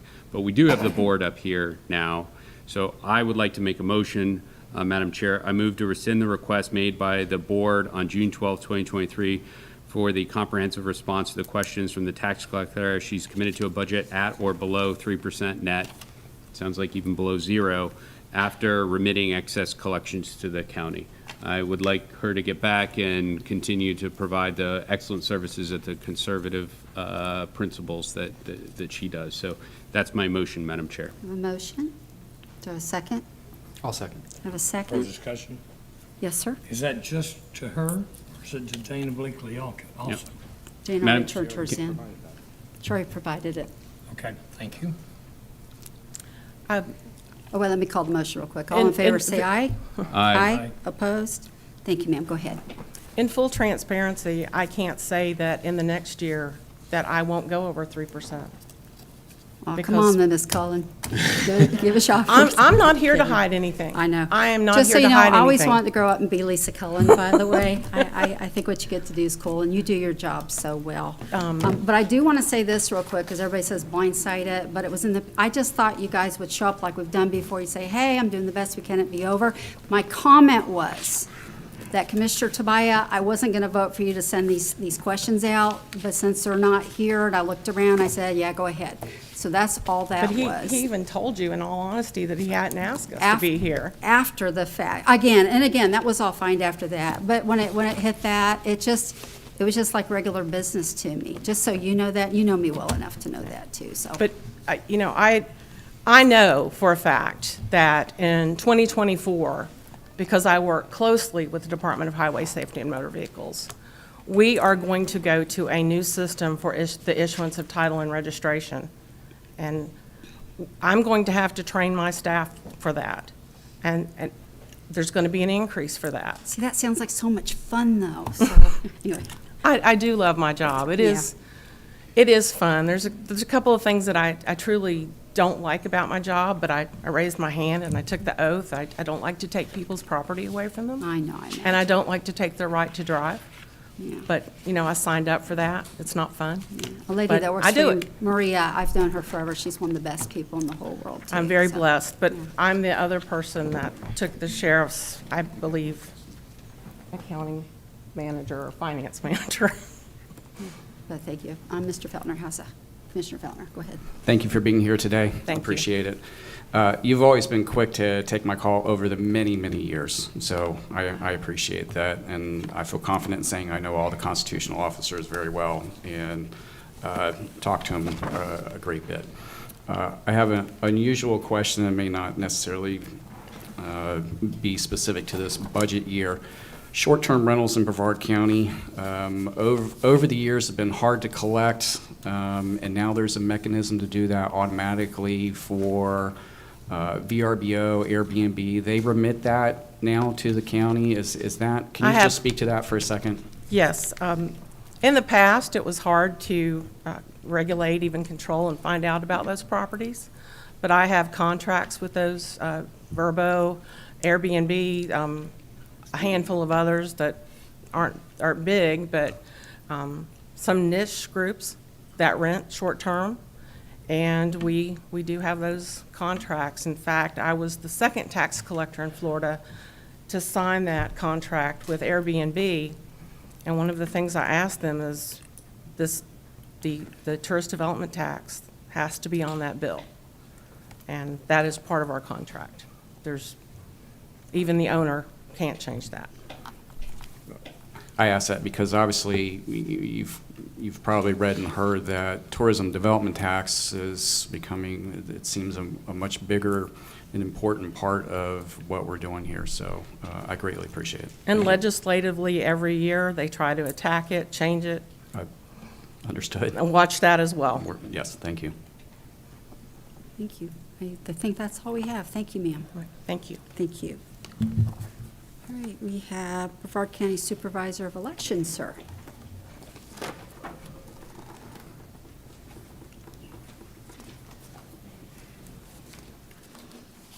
Let me start out with thank you for all you do and serving and all the things you have to do with us. So I thank you. appreciate that. Thank you very much, Commissioners. And I wanted to introduce Maria Mayer. She's our Finance Director. She's been with us less than a year and is getting a trial by fire, apparently. So I appreciate all her assistance in putting everything together for us. I want to thank you for the opportunity to discuss the Supervisor of Elections budget request for fiscal year 23-24. That amount is for $7,820,283. And that does represent a 19.4% increase over the current year's budget. To put it simply, this budget includes more elections than the current fiscal year. The current fiscal year we're in now, 22-23, contains the majority of funding related to one election, and that's the 2022 general election. The proposed 23-24 budget contains funding for 4 elections: the 2023 municipal and special district election, the 2024 presidential preference primary, the 2024 primary election, and a portion of the costs of the 2024 presidential general election. You simply cannot compare our current fiscal year that we're in now to the fiscal year budget that we submitted. It's not an apples-to-apples comparison. It's more like comparing grapes to watermelons. History shows that fiscal year 2023 is the lowest percentage increase from prior budget requests leading into a presidential election over the last decade. The budgets for fiscal year 15-16 and fiscal year 19-20 going into presidential elections that were approved without question by the Board of County Commissioners at the time were each 27.6%. My proposed budget is 19.4%, and again, going from 1 election to 4 elections. This reduction is the direct result of efficiencies that we've gained through the use of technology and other cost-saving measures. History will also show that we traditionally have a decrease in proposed budget for the fiscal year following presidential elections. So we always have to ramp up when we go into a 4-cycle presidential year, and then we actually have a negative budget. Now, every penny of taxpayer dollars is and should be spent wisely.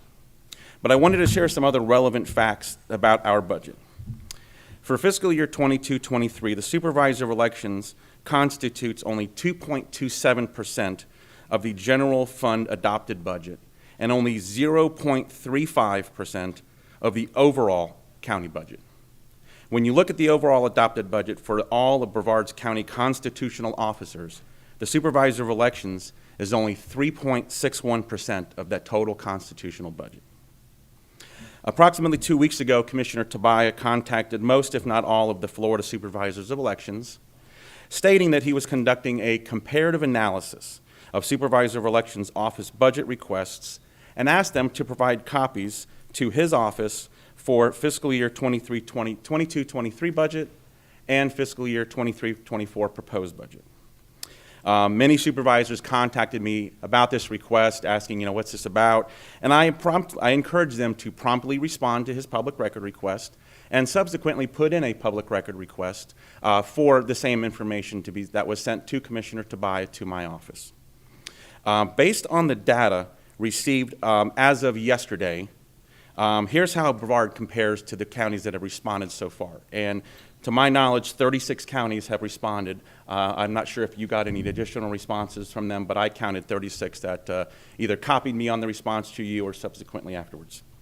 Of the 36 counties that responded, the average budget increase from 22-23 to 23-24 was 20.67%. Brevard's is 19.4%. So we are slightly below the average increase going into a presidential year. But most importantly, the average cost per voter, taking the number of registered voters and dividing it by the requested budget, the average was $27.64 per voter. Brevard County, for the proposed budget for 23-24, is $16.96 per voter, well below the average of the respondent counties, which is a difference of $10.68. Clearly, Brevard is not an outlier with regards to our budget request. So besides 3 additional elections, I wanted to spend some time talking about our budget. What else has contributed to the increase? To begin with, there were multiple unfunded mandates, most recent session of the Florida legislature. As has been brought up many times, Senate Bill 7024 required increases in the Florida retirement system and employer contribution rates. Compensation and benefits increased 5.76% over the last budget, which includes increases in health insurance, workers' comp, general liability insurance. In addition, the legislature passed Senate Bill 7050, which amended every single chapter of the Florida Election Code.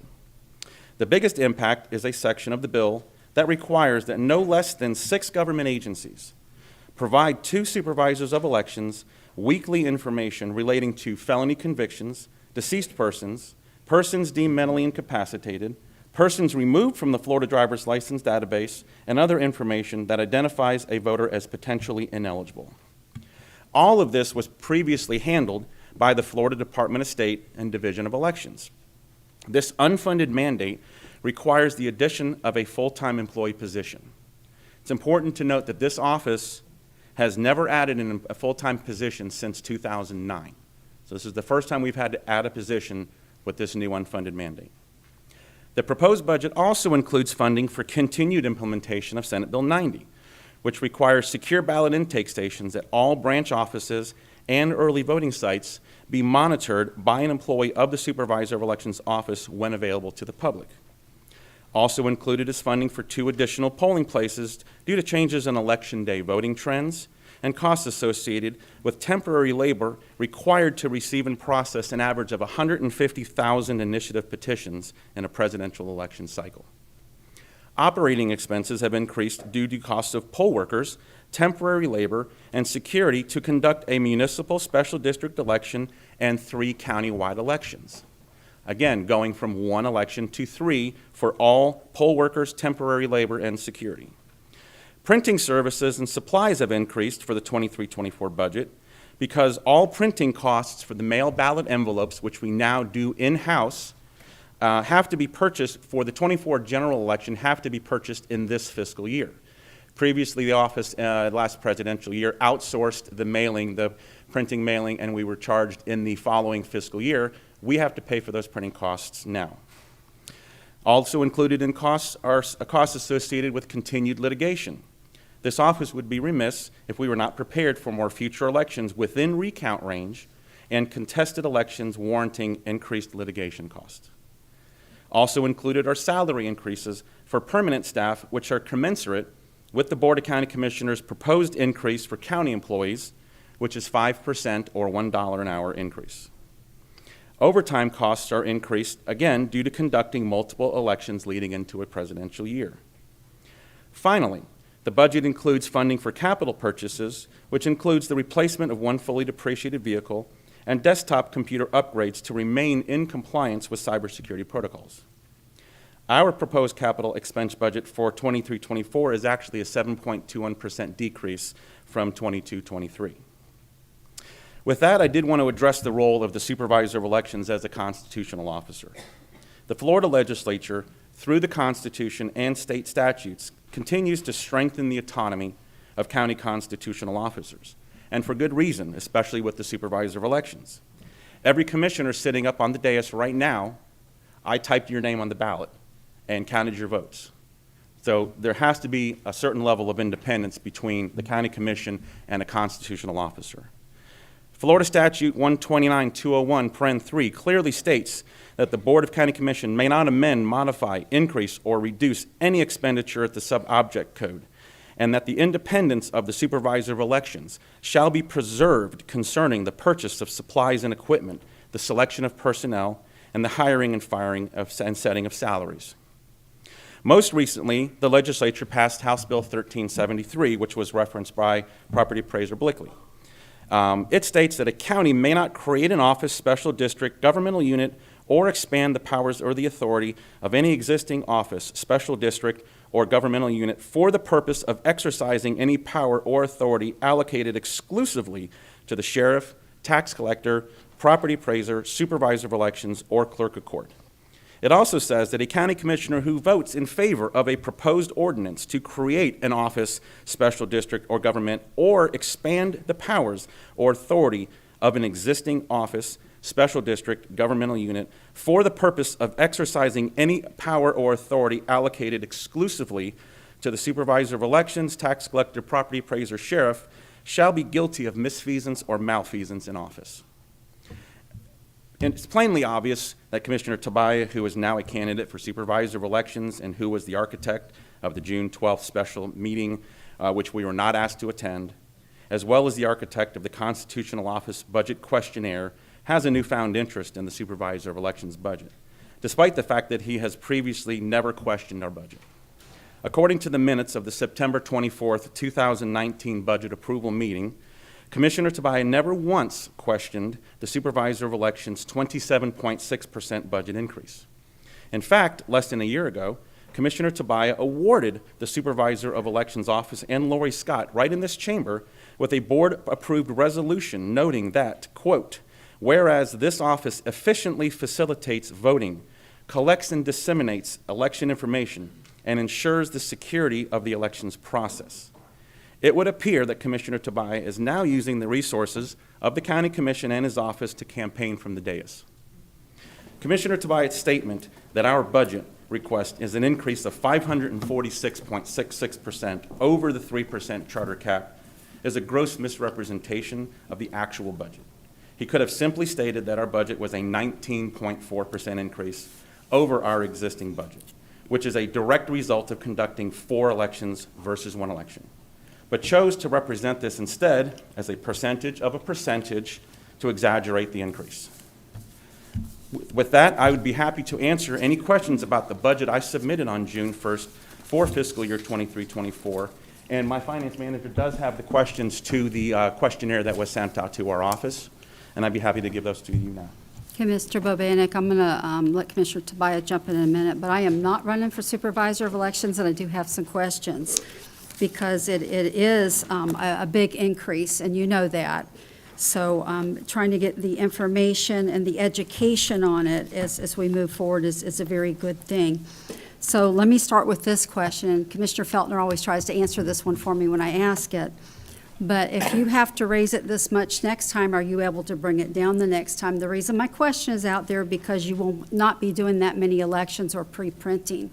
So if it goes up that high this time, are you going to be able to reduce that? Yes, and historically, if you look at the last decade of our budget requests, we have done that after presidential years. Okay, I took a peek. I didn't Yeah, necessarily. I want to say the number was almost 14% decrease the last time we went in after presidential. I didn't see that on there. So I'm that's, sorry. you have to go back 4 years, and that's my argument for everything. You have to look at us at a 4-year cycle. Yeah, I did. They gave it all to me, so Yep, I thank you. started doing that. I didn't see those numbers. So you'll see a significant decrease next year. Again, I can never predict what the legislature is going to throw Sure. at me like they did this year, but that is certainly the plan. Okay, so that's just a question that I had. So you're going to do 4 elections instead of 1, and with the mandates, that's why you're having to have the extra amount, right? Yes, ma'am. Okay.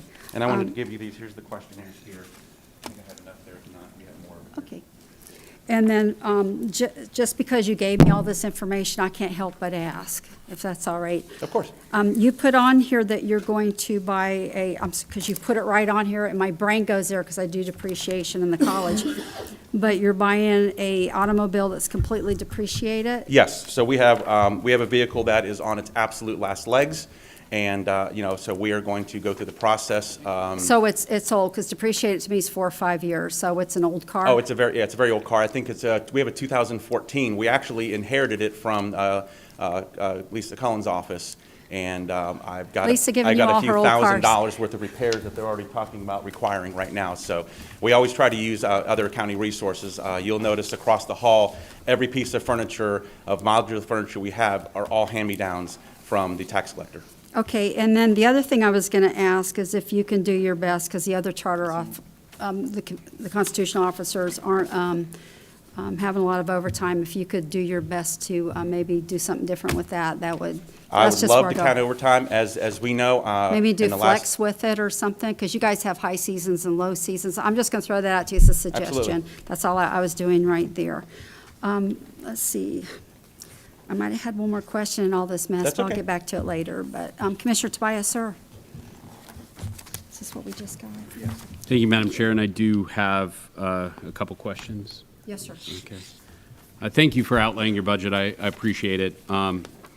I've provided a handout here. I don't think it's fair unless you have, even though all this stuff is public record. I'd like to point out, again, you haven't been supervisor very long, but over that decade, you said you need to look at a longitudinal approach.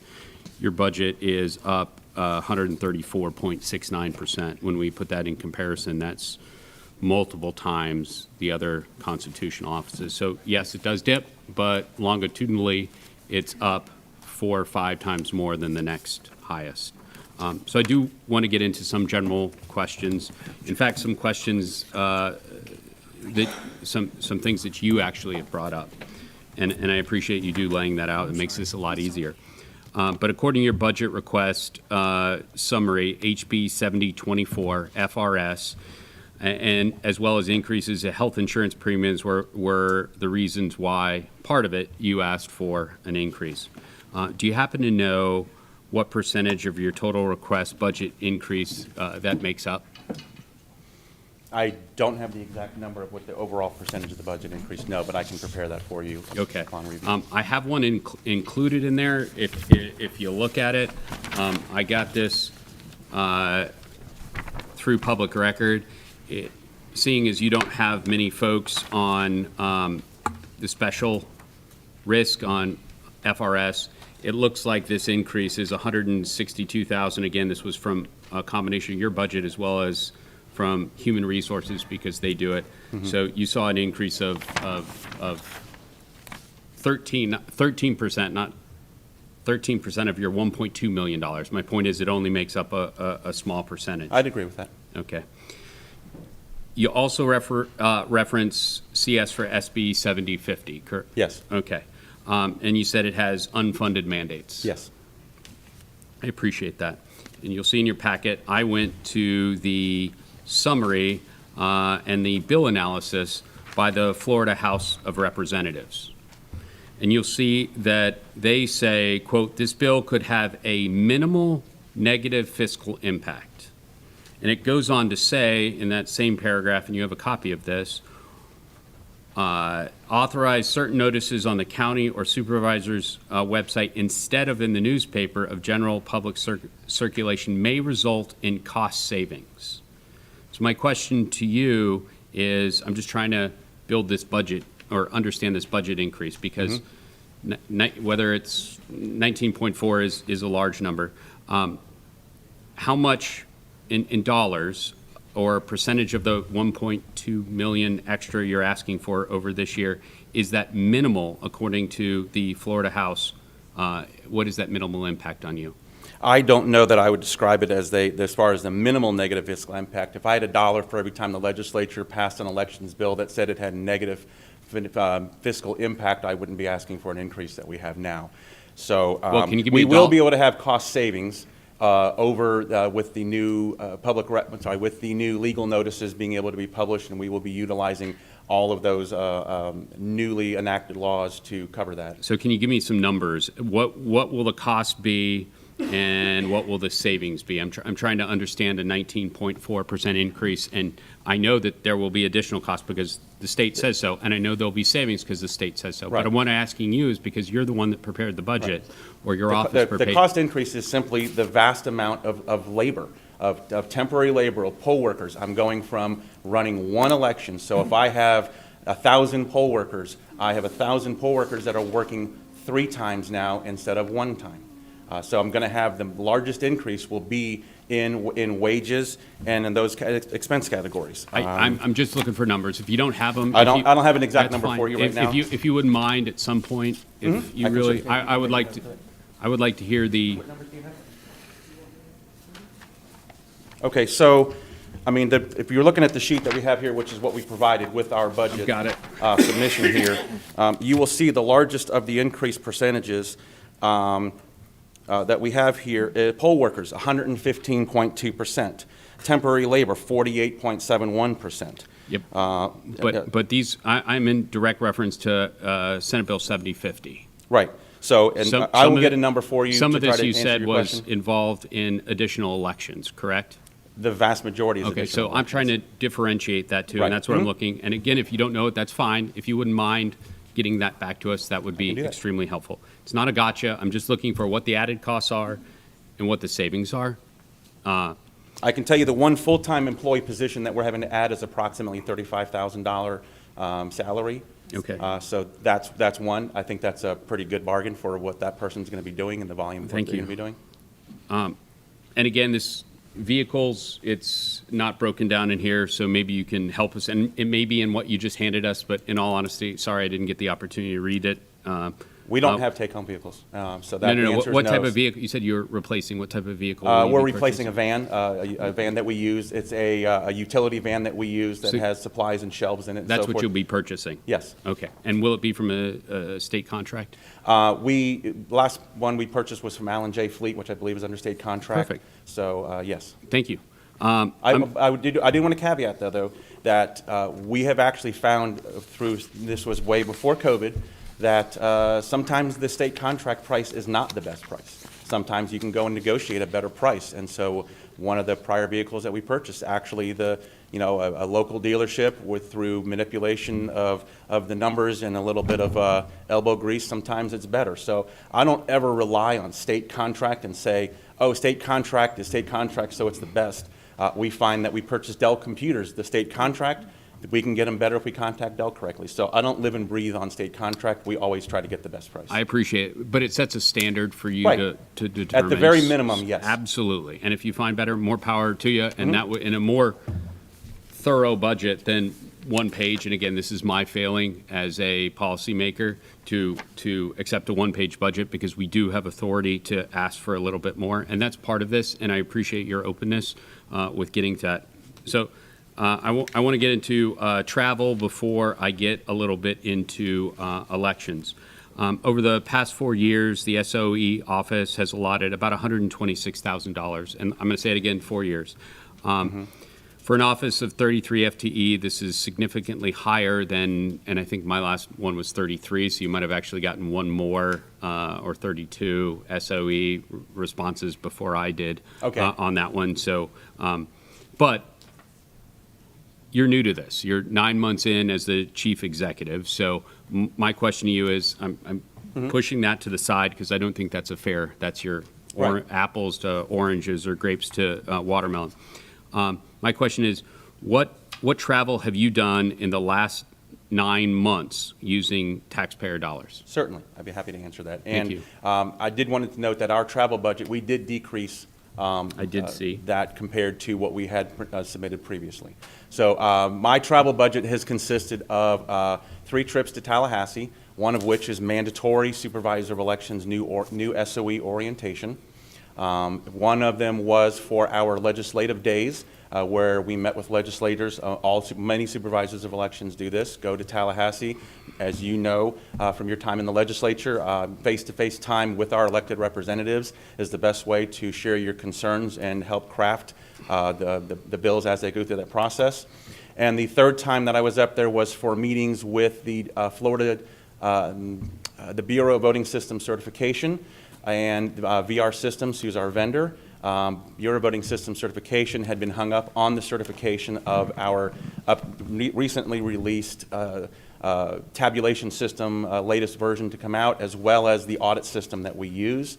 So I met up there with them to find out what we could do to help get that process done, which we actually were able to accomplish. And at our last conference that we had that I'm going to mention in a minute, Secretary of State, thanked us through the help of the input from the supervisors, we're able to certify the latest version of our audit system. Super. Can you tell me ones that weren't in Tallahassee?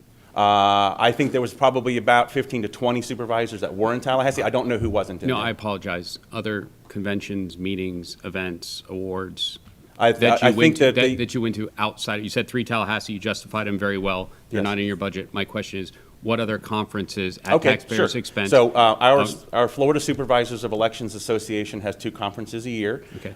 There's one in the summertime and there's one in the winter. Okay. So I attend those, and the only other conference I attend is the Joint Election Officers Liaison Committee in Washington, D.C., which is a federal conference that we go to once a year. That is meeting with federal representatives and members of the Elections Assistance Commission. Okay, so that is the only one that you have attended outside the state of Florida using Yes. campaign dollars, or sorry, using regular non-campaign dollars. Yes. Super. Thank you. I appreciate it. Yes, now the other thing is part of my travel budget is mileage. We have a significant amount of mileage reimbursement as we are running, couriers bringing ballots back and forth from early voting sites. All of those are paid, reimbursed with mileage. So the travel budget isn't just me going to conferences, it does have other expenses in it. Madam Chair, I greatly appreciate this level of detail. Again, this is my fault as a policymaker allowing over and over a travel budget that just says travel. Mm-hmm. And I could have asked for it. We have statutory authority to do it. We see an increase in the Supervisor of Elections budget that, again, is 130% over the last 10 years when you weren't running it. I appreciate that. And I had the opportunity to ask. I didn't. I apologize if you think this is an affront to you or all I us say done. is my phone. Your answers have been very good. I I'm greatly always happy to appreciate that. Let me follow up with some election stuff, some things I didn't understand here in the budget that I'm sure you can explain to me. Okay. In your fiscal year, the one you pointed, the one-page budget here, the 2023-24 budget, you mentioned as an increase, United States Postal Service postal rate increases. Yes. So postal rate increases. I'm not arguing. And you also mentioned more elections than a previous year. Does that mean you'll be sending out more mail? Yes, absolutely. Okay, super. So my question is postage, what you have down, it's a derivation of the number of pieces that and you said you're sending out more, times multiplied by a cost per piece, and you've mentioned it's gone up. Right, and it's an average cost per piece. It depends on the number of mailings. Yeah, I got and it. so forth. So can you explain to me, and I don't understand this, if there's more pieces going out and each piece costs more, why your postage budget has a decrease? The answer is very simple. We had leftover postage money in our postage account from prior years where we didn't have as many mailings. When we come in from a general election year, we are in a 90-day period where we are prohibited from sending certain mailings by statute. It's actually the Federal Voting Rights Act prohibits us from sending list maintenance notices.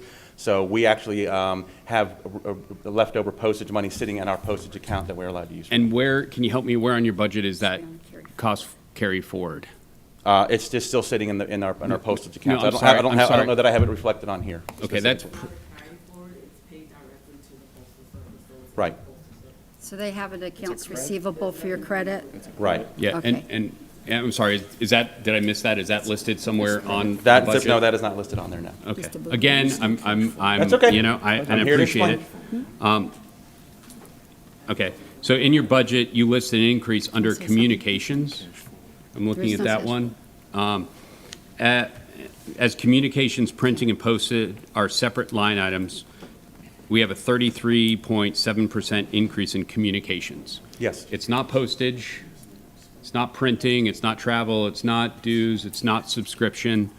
what is, and it's pretty sizable here, it's a total of 169,704. It's What is cellular it? services. So every election, we have hundreds of cell phones that the poll workers are assigned. We have MiFi devices, which is how all of the polling locations connect.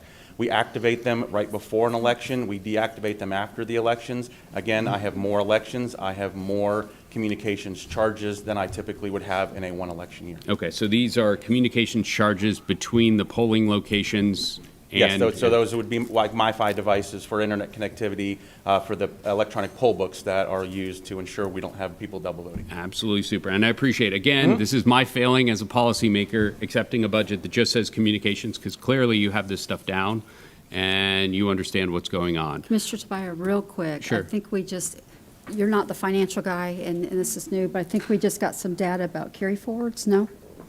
We just want to clarify that there really wasn't a cash forward for the postage. At the end of the year, there were unspent funds that he had, and I believe we used it for the vestibule, and so Yes, we so we had carried additional monies forward so we could do things that were needed for Homeland Security requirements for the John Rhodes property. Got it. So So was that's that really under what did that. postage or what? Well- So this is just really kind of not real, I'm used to seeing carry forward, so. Please, because that way we won't do this again next meeting. We'll just get it done. The way the postage works, we do a budget on how much postage we expect to spend.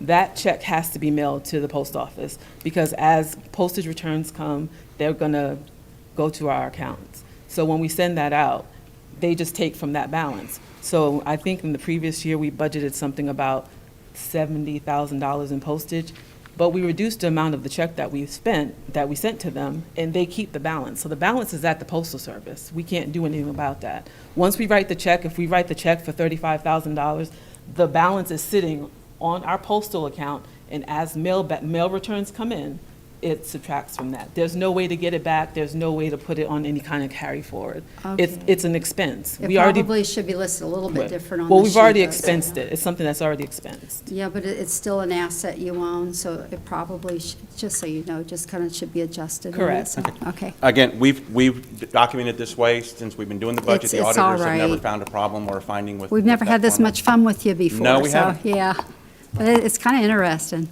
Thank you. And to help clarify. Thank you. For your question, as far as the postage also reducing, we had to change how we do mail ballot estimates, because we had to zero out mail ballots and now do an estimate going forward. So the estimate for mail ballots has reduced, so therefore the postage rate would reduce along with that. Don't you like this, Mr. Bobanek? I'm giving you questions on why you're saving money, and you gave me questions on why we passed a resolution for you and your office. So, I greatly appreciate this opportunity. I'm learning a lot. I'm assuming the rest of the board is. This would be great if I'm you happy go to out of educate. mailing and just send it all out electronic, but we're not, yeah. But my goal is to see this number go down, your budget go down. I have some questions with some Florida statute here to see how you're handling, you mentioned additional labor as a cost driver, so I wanted to find that out. You've requested $887,486, it looks like, in additional labor and temporary services for poll workers. My question here is, I subtracted the sheriff's 3,000 out. That's why it doesn't, that's why it's not those necessarily added together.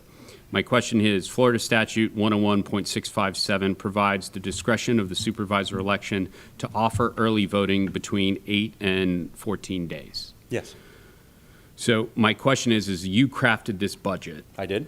How many days did you budget out in order to come up with these totals? For this budget year, the minimum days. 8 days. 8 days, yes. 8 days. Great. Thank you very much. Again, it's not in here. Nope, that's okay. My next question is, again, that same statute provides anywhere between 8 and 12 hours a day. And to go back, by the way, your last election, you had 13 days. Right. You had 13. So that's why I'm asking the question, and I don't have it in here, but I appreciate the clarification.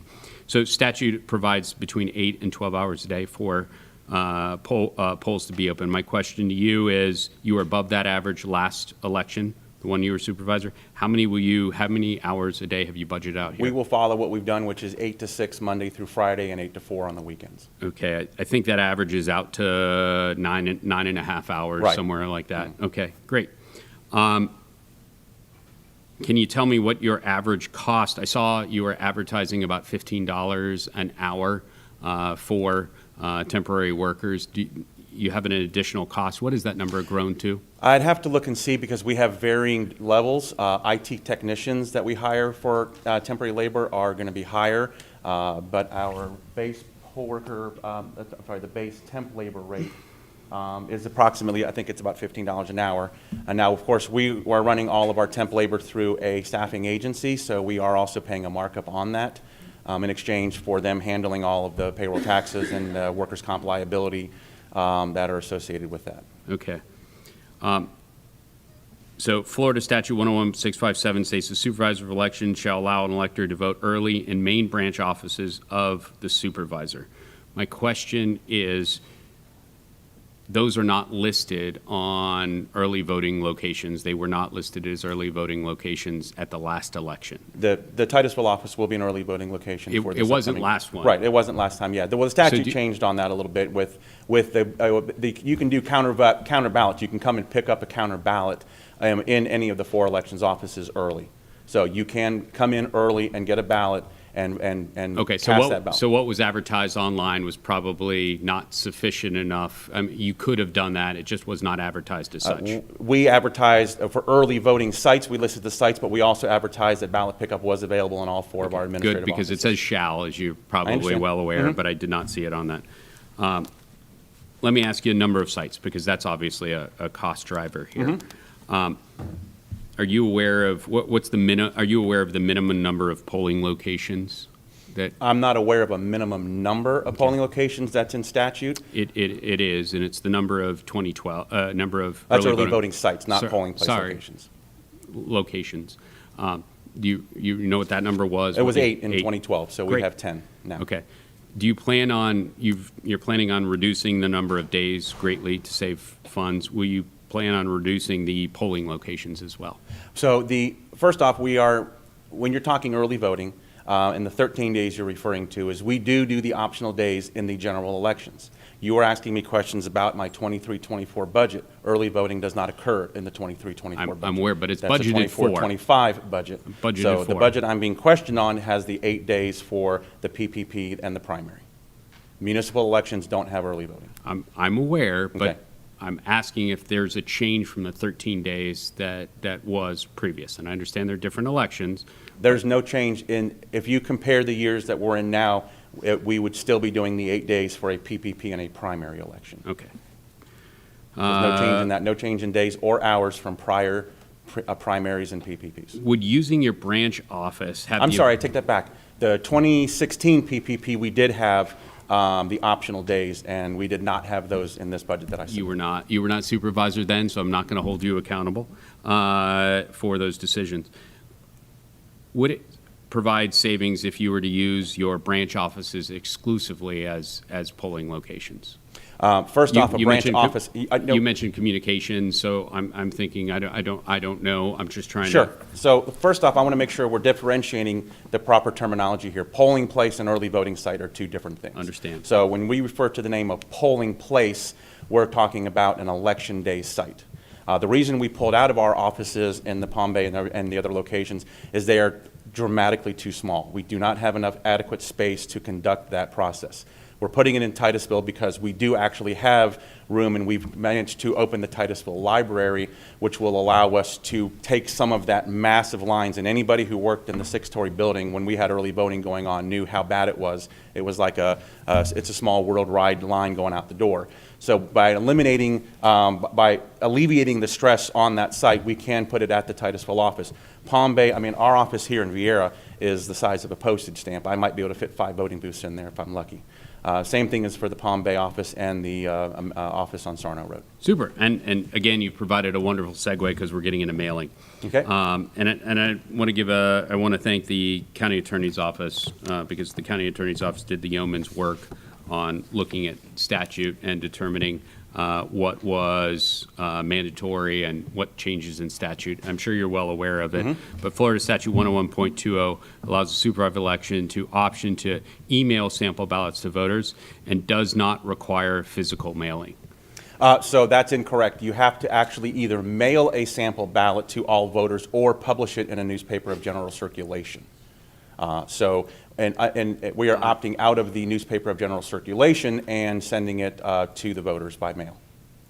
Do you want me to punt that over to the county attorney? You'd be more than happy to. I have a different, I got a different answer from the county attorney. Okay. And it's in direct contradiction to what the statute is in front of you.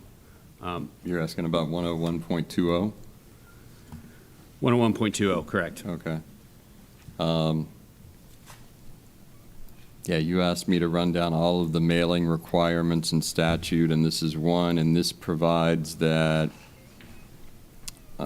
sample ballots shall be published, as the supervisor said, in a newspaper of general circulation in the county.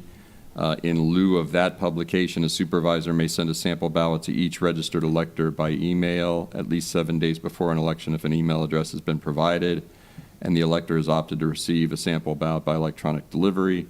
If the email address has not been provided, or if the elector has not opted for electronic delivery, sample ballot may be mailed to each registered elector or to each household in which there is a registered elector. So it seems there's an option between either publication and newspaper of general circulation or emailing and mailing. Yes, so we mail out to all voters in the county. So to be very clear, it says may, it doesn't say shall mail? It does say may. It appears to give an option to the supervisor between the choice of newspaper or mailing. Right. Okay, so my question is what's the cost difference between, I'm sure you've run the analysis on this, publishing it in a newspaper or, and I have no idea, help me with mailings, how many sample ballot mailing, how many sample ballot would you Sample send out? ballot mailings, it's pretty much almost everybody in the county who has not returned a mailed ballot already. Give me so a ball. 460,000, give or take. Okay, super. And what does it cost for mail as well as printing for each one of those? I don't have the exact number with me here, but I don't have the exact number on me. Is it? Yeah, I can. Would okay. it be fair to say 50 cents? That's below a first-class stamp for time, printing, mailing? I would say probably a little bit more. I mean, it's a large document. It depends on the election, how many pages. So I'm giving the benefit of the doubt, $200,000 per mail. I'm just. Okay. I mean, that's half of the 460. Okay. What, does it cost $200,000 to publish that? Would it cost $200,000? No, of course, it would be less expensive. And the rationale is very simple for why we mail them to the voters. The Florida today has a subscription rate of about, 10,000 people, and we live in a county with 450,000 registered voters.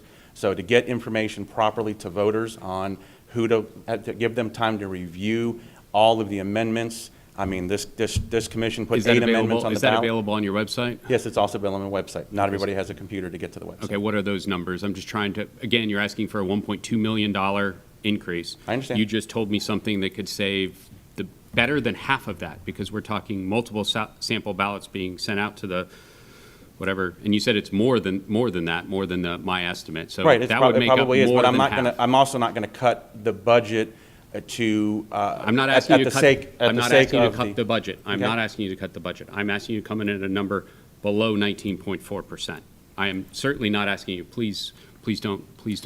I would disagree and say sample ballots are one of the most critical components that a voter needs to get an education before they walk into the polling place. So I'm perfectly happy justifying that cost. Okay. Out of curiosity, you brought up the campaign, so I have to. Mm-hmm. I didn't bring it up. It's fair game. Each mailing, will it have your name on it?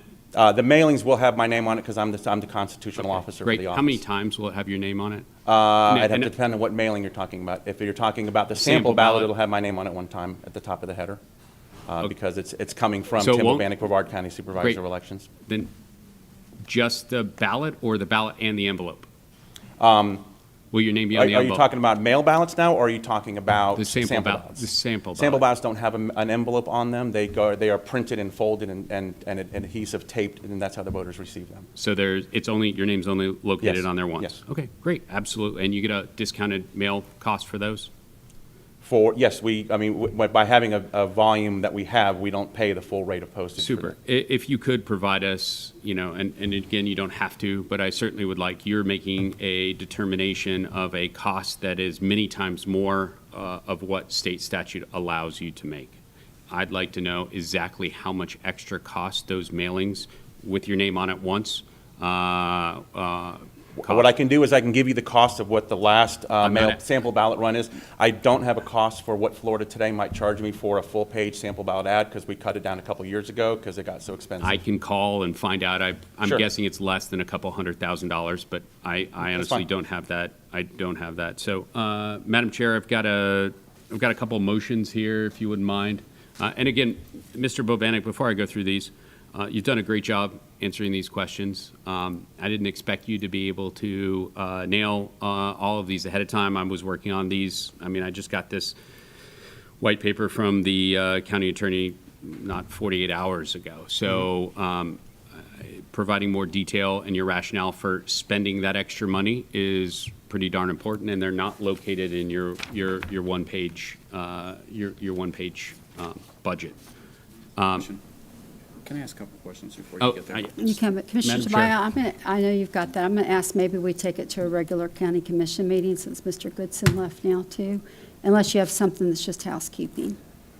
Why don't, I'll look over these. Why don't we punt to, with your discretion? Yes, sir. A couple years ago, the legislature wanted to reset the number of mail ballots, right? Correct. For this cycle. So what's the standing request today? Standing request today is about just under 10,000 mail ballots.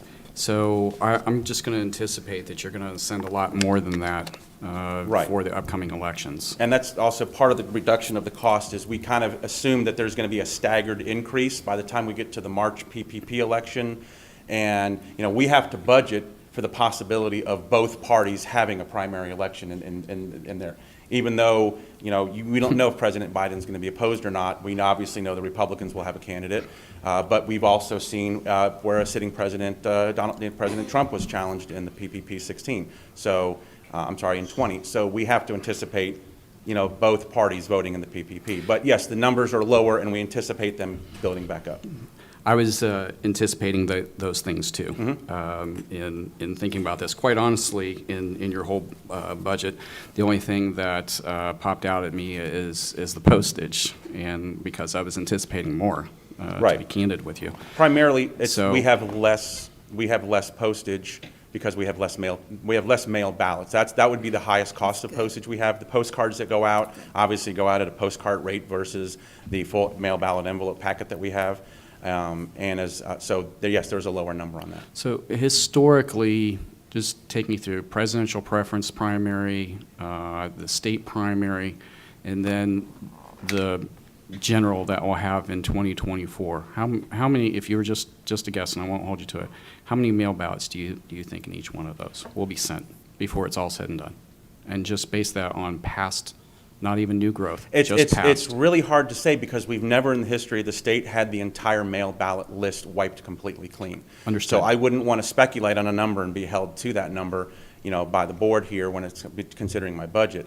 We have an estimate that we think, we might see about 75,000 ballots be accumulated back up by the primary election, and then when we get to the general election, we'll certainly potentially have more, over 100,000 like we typically have had in the past. So during COVID, right, there was obviously a big push for Right. mail vote. That was our largest mail ballot. Historic, Mhm. and I watch that pretty Oh, yeah. closely too, in multiple counties.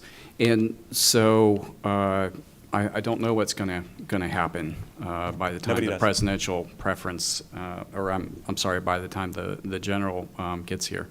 Would you, if we had a COVID type event, would you have to come back to the board for a budget amendment just for postage for mail ballots? Well, we anticipated that if we have another COVID event like that, I don't know that we would have to. I'd have to see what the situation. It all depends on how many mail ballot requests we are built up to what we estimated we might be built up to. How about I'll split it with you. How about if the two major parties just push really hard for mail voting for the 24 general? So would when that- we built our budgets, we estimated the number of Republicans and Dems that voted by mail in the PPP in the last PPP election, and then added a percentage over that for some, possibility for additional growth. Is the mail ballot cost for the general for '24, is that in the next fiscal? For the presidential general, some of the costs, the envelope printing costs I understand you gotta are do in that. this one here, Okay. but the actual postage and mailing would be in the 24-25 budget for the Okay. presidential. Understood. All right, good enough. Mr. Bobanek, you've done a really good job today. I you. appreciate it. But I'm curious about something, because you said this. So we were talking about having to separate us when we run from things you do. How do you do that when you run? That's a great question, and Thank you. obviously, you've served on the canvassing board. Well, I never This- did it when you guys were running. Right, so- well, and it's a unique situation. In this particular case, the statute actually accounts for this. The Supervisor of Elections cannot actually serve on the canvassing board. Oh. They are in an advisory capacity only, and will have to have an alternate. So I will have to have an alternate for the primary election, assuming both Commissioner Tobias and I qualify for the ballot. The good news is I'm not running for anything, so I'd be glad to jump in and help with anything we'd you love need to have next you year, again. so that would be good. Hey, I know Commissioner Tobias is about to do this, but we went through all this. I probably should get with you in private, but we're here. So you guys have like assets everywhere. Are you going to be able to eventually kind of consolidate it in? And like I know the Brevard Cultural Alliance area up here, you guys had to use it for storage. Are you going to be able to eventually move that so we're able to open that up for office space? Right now, we use that for our telephone bank, for training. If the county sees fit to grant us more space in another location than where we can all fit under one roof. Stop that. I'm hoping you kind of Then just I kind would of pull it all be in. more than happy to. As it is, we have to pay for training over at the Holiday Inn Space Coast Convention Center for our poll workers Okay. to train all 1,000 of our poll workers. Okay, so that would just be my request. I know Commissioner Tobias is I'd- going to do that. I but would love to anything- get back to- Anything you can do to kind of figure that out, I would love it. Sure. And again, anything you can do as you're putting this in, just do your best to tighten it up. And I don't know where the commission's going to be, but if it's this high, like you said, I'm expecting next time you're going to do a great And we always have decline. historically. I would Yes, ma'am. appreciate that, sir. Okay, go ahead. Sorry, appreciate it.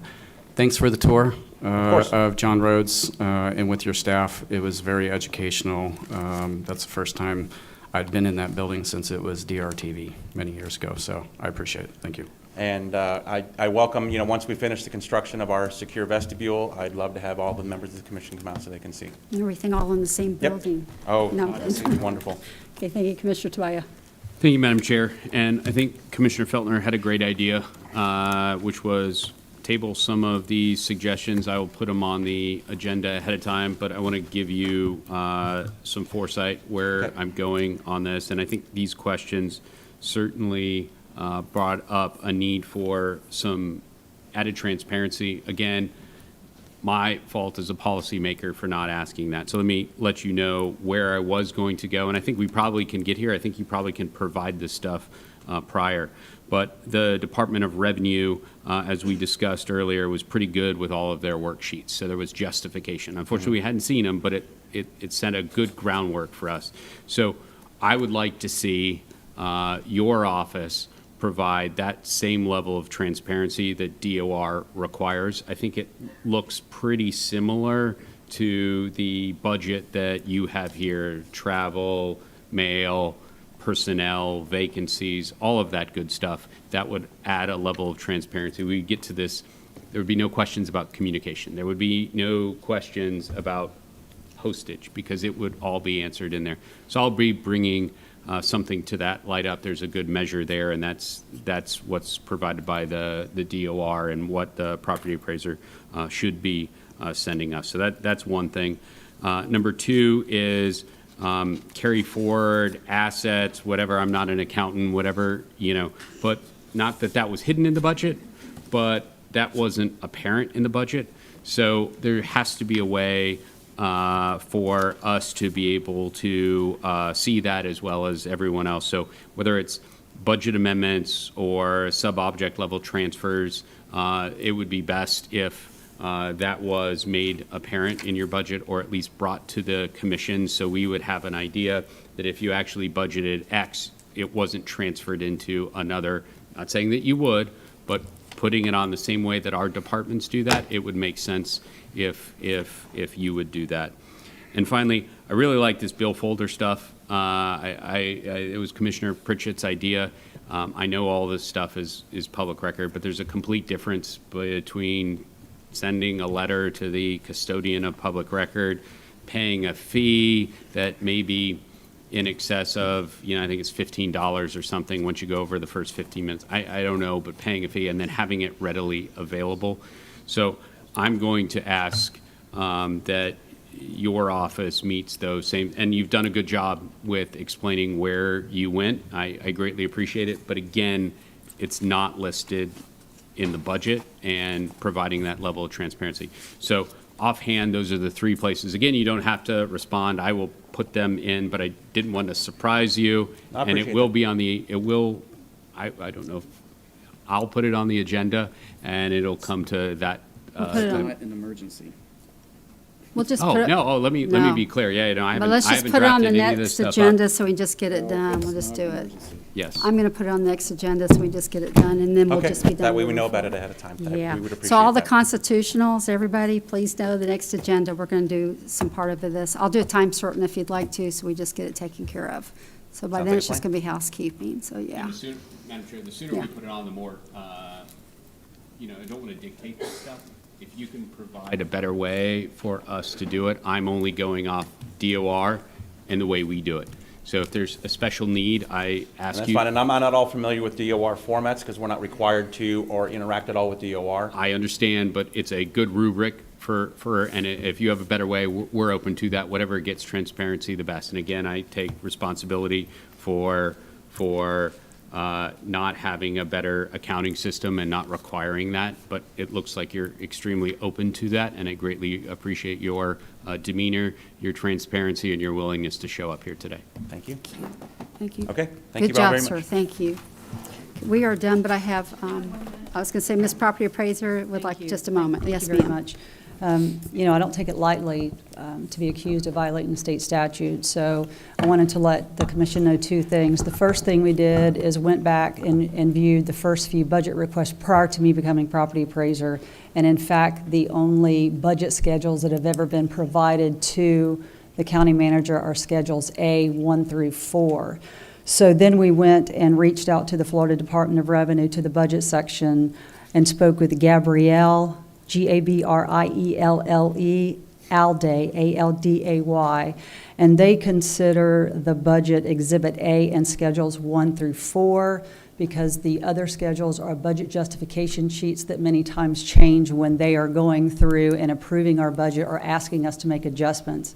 Now, that's up to the attorneys to find out, I suppose. They can. This office doesn't having a problem of providing those, but I don't take it lightly when I am accused of violating state statute, and it certainly doesn't require a lawsuit or anything other than asking our office the question. Appreciate Okay? that. Thank you. Okay, and we'll figure it all out by next meeting and have all the information in order. Okay, that is the end of our agenda today. I hope you guys have gotten a lot of good information out of it. I certainly have, and it's been wonderful to get to spend some time with all of the charter officers. And so I'm going to move to board reports, and Mr. Abate. I do not have a board report. Okay, County Attorney. No report, Madam Chair. Okay, Commissioner Tabaya. No report, Madam Chair. Thank you, sir. Commissioner Feltner. I have no report. Thank you. The next meeting, I'm going to bring a motion as well. It's just kind of for the commissioners too, so we'll do that. Before we bring this to adjournment, I do want to give a shout out to Commissioner Rob Feltner. Back before he was a commissioner, he taught me a lot of things as far as some things, basic things to do this job. And I remember one thing he told me, he said, Rita, if anybody asks you for anything, just give it to them. Just throw it out there fast, and then it gets rid of a lot of conflict. And I've learned that from you, sir. So whenever anyone contacts my office, if I have it handy, I just send it out. If they'd rather do the public record, they're welcome to as well. So Commissioner Feltner, thank you for that, because it's just kind of what we do, and we kind of got used to it. So I do want to give you that shout out. And on that, I'm going to call this meeting adjourned. Thank you. The opinions expressed by any member of the public during any period of public comment do not necessarily reflect the views or opinions of the Board of County Commissioners of Brevard County, Florida, Space Coast Government Television, or the program sponsor, and are solely those of the presenter. The Board of County Commissioners of Brevard County, Florida, Space Coast Government Television, and the program sponsor hereby expressly disclaim any and all responsibility or liability for any defamatory or slanderous statements expressed by any member of the public during any such period.